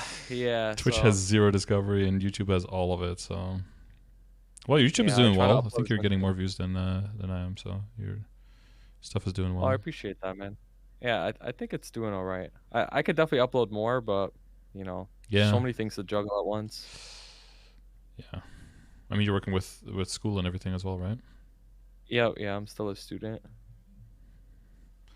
That's always plenty of time already. Yeah, I guess the last thing I wanted to say is there you go, guys. We squashed the beef. Just kidding. There was no beef. Was there beef? But No, there was never any beef. Like people always think there is. Yeah, I can't help but feel that sometimes that your stream might be like a little bit of a refuge for all the people who just definitely don't want to watch me, and they'll just all group there. But I don't see like any amplification coming from you, so that's that's always that's good, because it can be very easy to just amplify that and play into that super hard because you're getting that viewer base out of it, and at the end you don't really care. And it would be cool if you could make your living off of it. So if you can steer into that and make a little bit more money, that's cool. But it's good to see if people have like can kind of have something to lose and then they just don't get baited by that. That's I'm happy to see that, I guess. I mean, I'm not that unreasonable. I'm not that immature. I would never direct hate. Like that's not my vibe. Like I make a lot of jokes, but nah, I make it very clear to not go hate people. So yeah, it always feels really weird when people are in the chat and they're like, oh, this and them said this, and that's like really I mean, sometimes people just like talk shit about someone. Another creator is like, well, okay, can we just like focus on like, you know, not spend time focusing on hating something else. It's very few times that actually has any kind of productivity to it. Just try to build a good thing rather than trying to spend all your time trying to destroy something that you perceive as bad, right? yeah, that's facts. Honestly, yeah, I hope from this like we could get more collabs, because I did enjoy speaking to you. I'll be honest. Maybe you can give me a progression help session. Yeah, you definitely need I'm a new player. You're so been playing lost. for 3 months. Only 72 days. Yeah, like I need help, Ben. You see my title a few days? I was like calculating how many days I played. It was like day number 1,300 or like day number 2,000 something. Oh my god. I saw that and it made me laugh, but somebody in my chat was like, "Oh my god, Scarter is trying to make fun of you by doing that." I'm like, "Shut up." Like, no, he's not. Like, who cares, bro? It's funny. Like, oh my god, stuff like that. Yeah. It's just annoying. I mean, like if the average person goes into like your stream and sees how far you are and thinks they can get that in that many days, like that's a rough one, right? Did you ever watch Steve's video when he was doing he was soloing CRA with like I think it was like an ultimatum ring or something, whatever it's called. Oh, I think so. Yeah. And it was like, oh, solo CRA at 2K stat or something, and everyone was like, oh my god, I want to be able to do that. It's like, oh, 2K stat is so OP. Like, how do you do it? It's like, dude, you just use like a fucking cheat code ring, like. And I know it's like a meme, but if you don't, even if you, like you said, with like you preface your sessions or you preface your tier list videos, like no matter how much you do, a lot of people are just gonna still hear what they want to hear and walk away thinking like, oh, this is a realistic thing that I should be able to do, and if I don't do that, then in some reason I'm inadequate or something.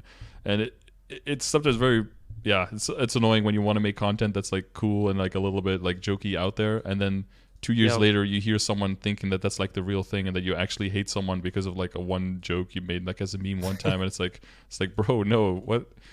And then they'll almost think that you're joking or that you're like gaslighting them, or like, oh yeah, we're memeing, and then wink wink is like, no, I'm serious. Like, what the fuck? I never meant that.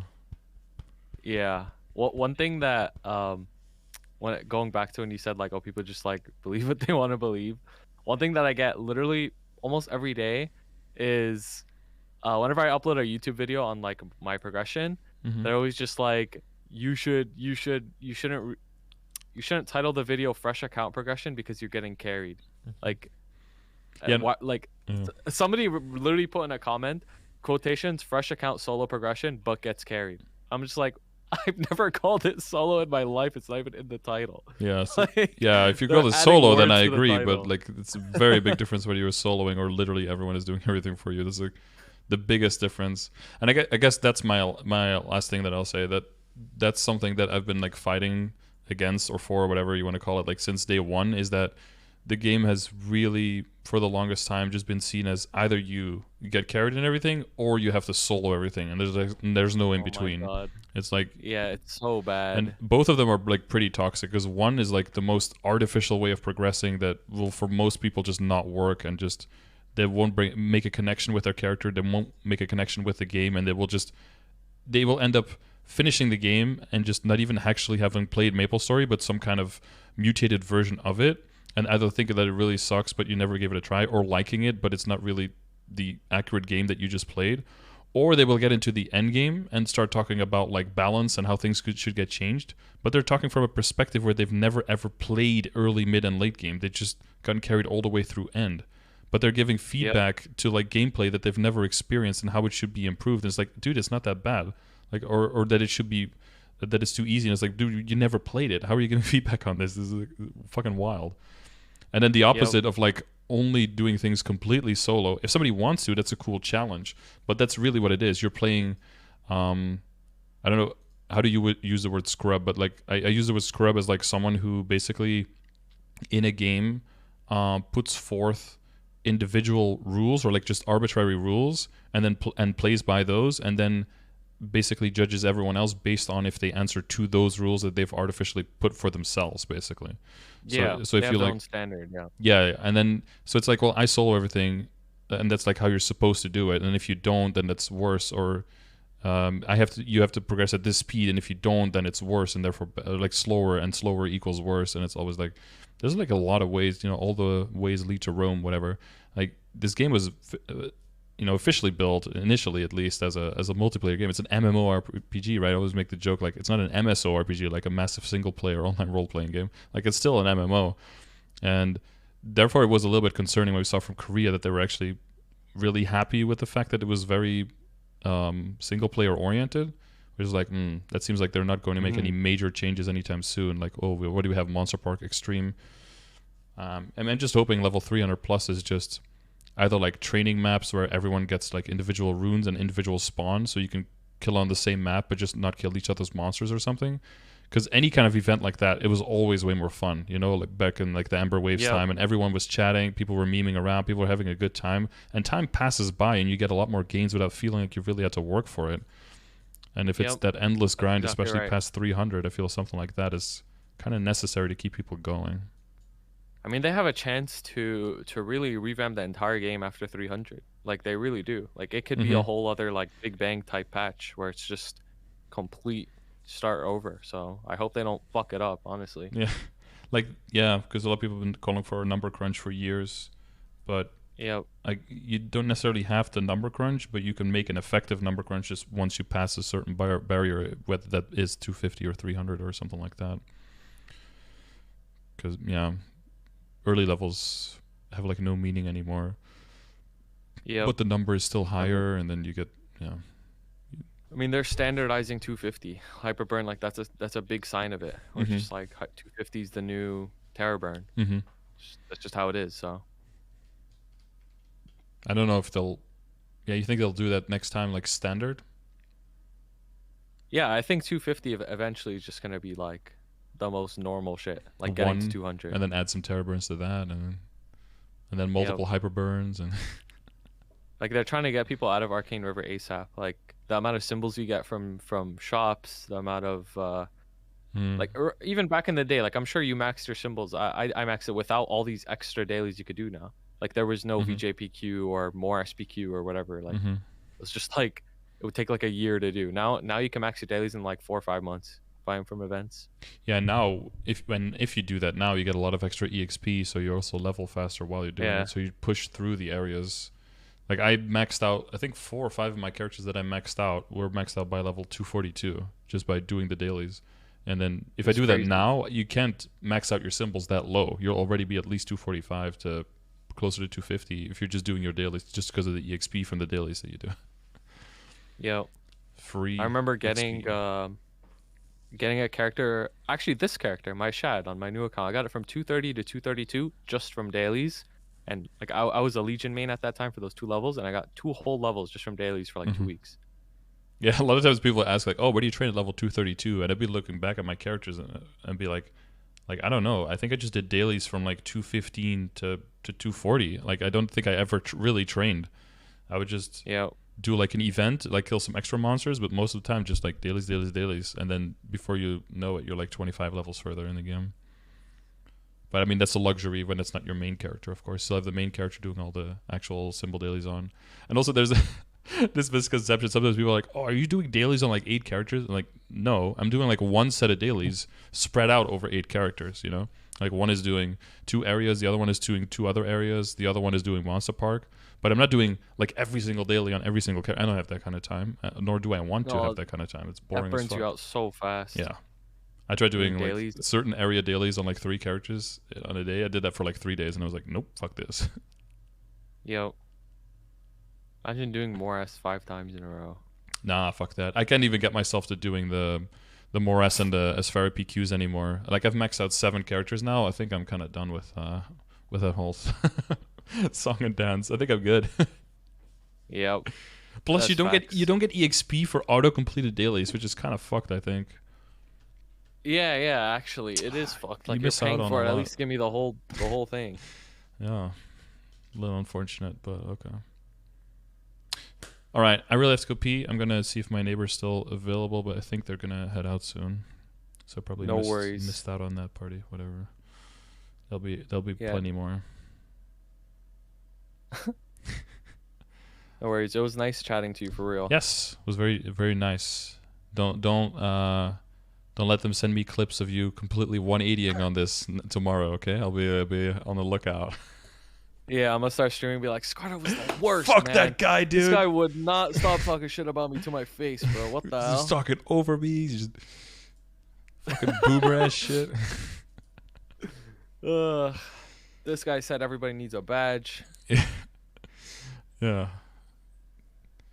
He hates all Endgame people.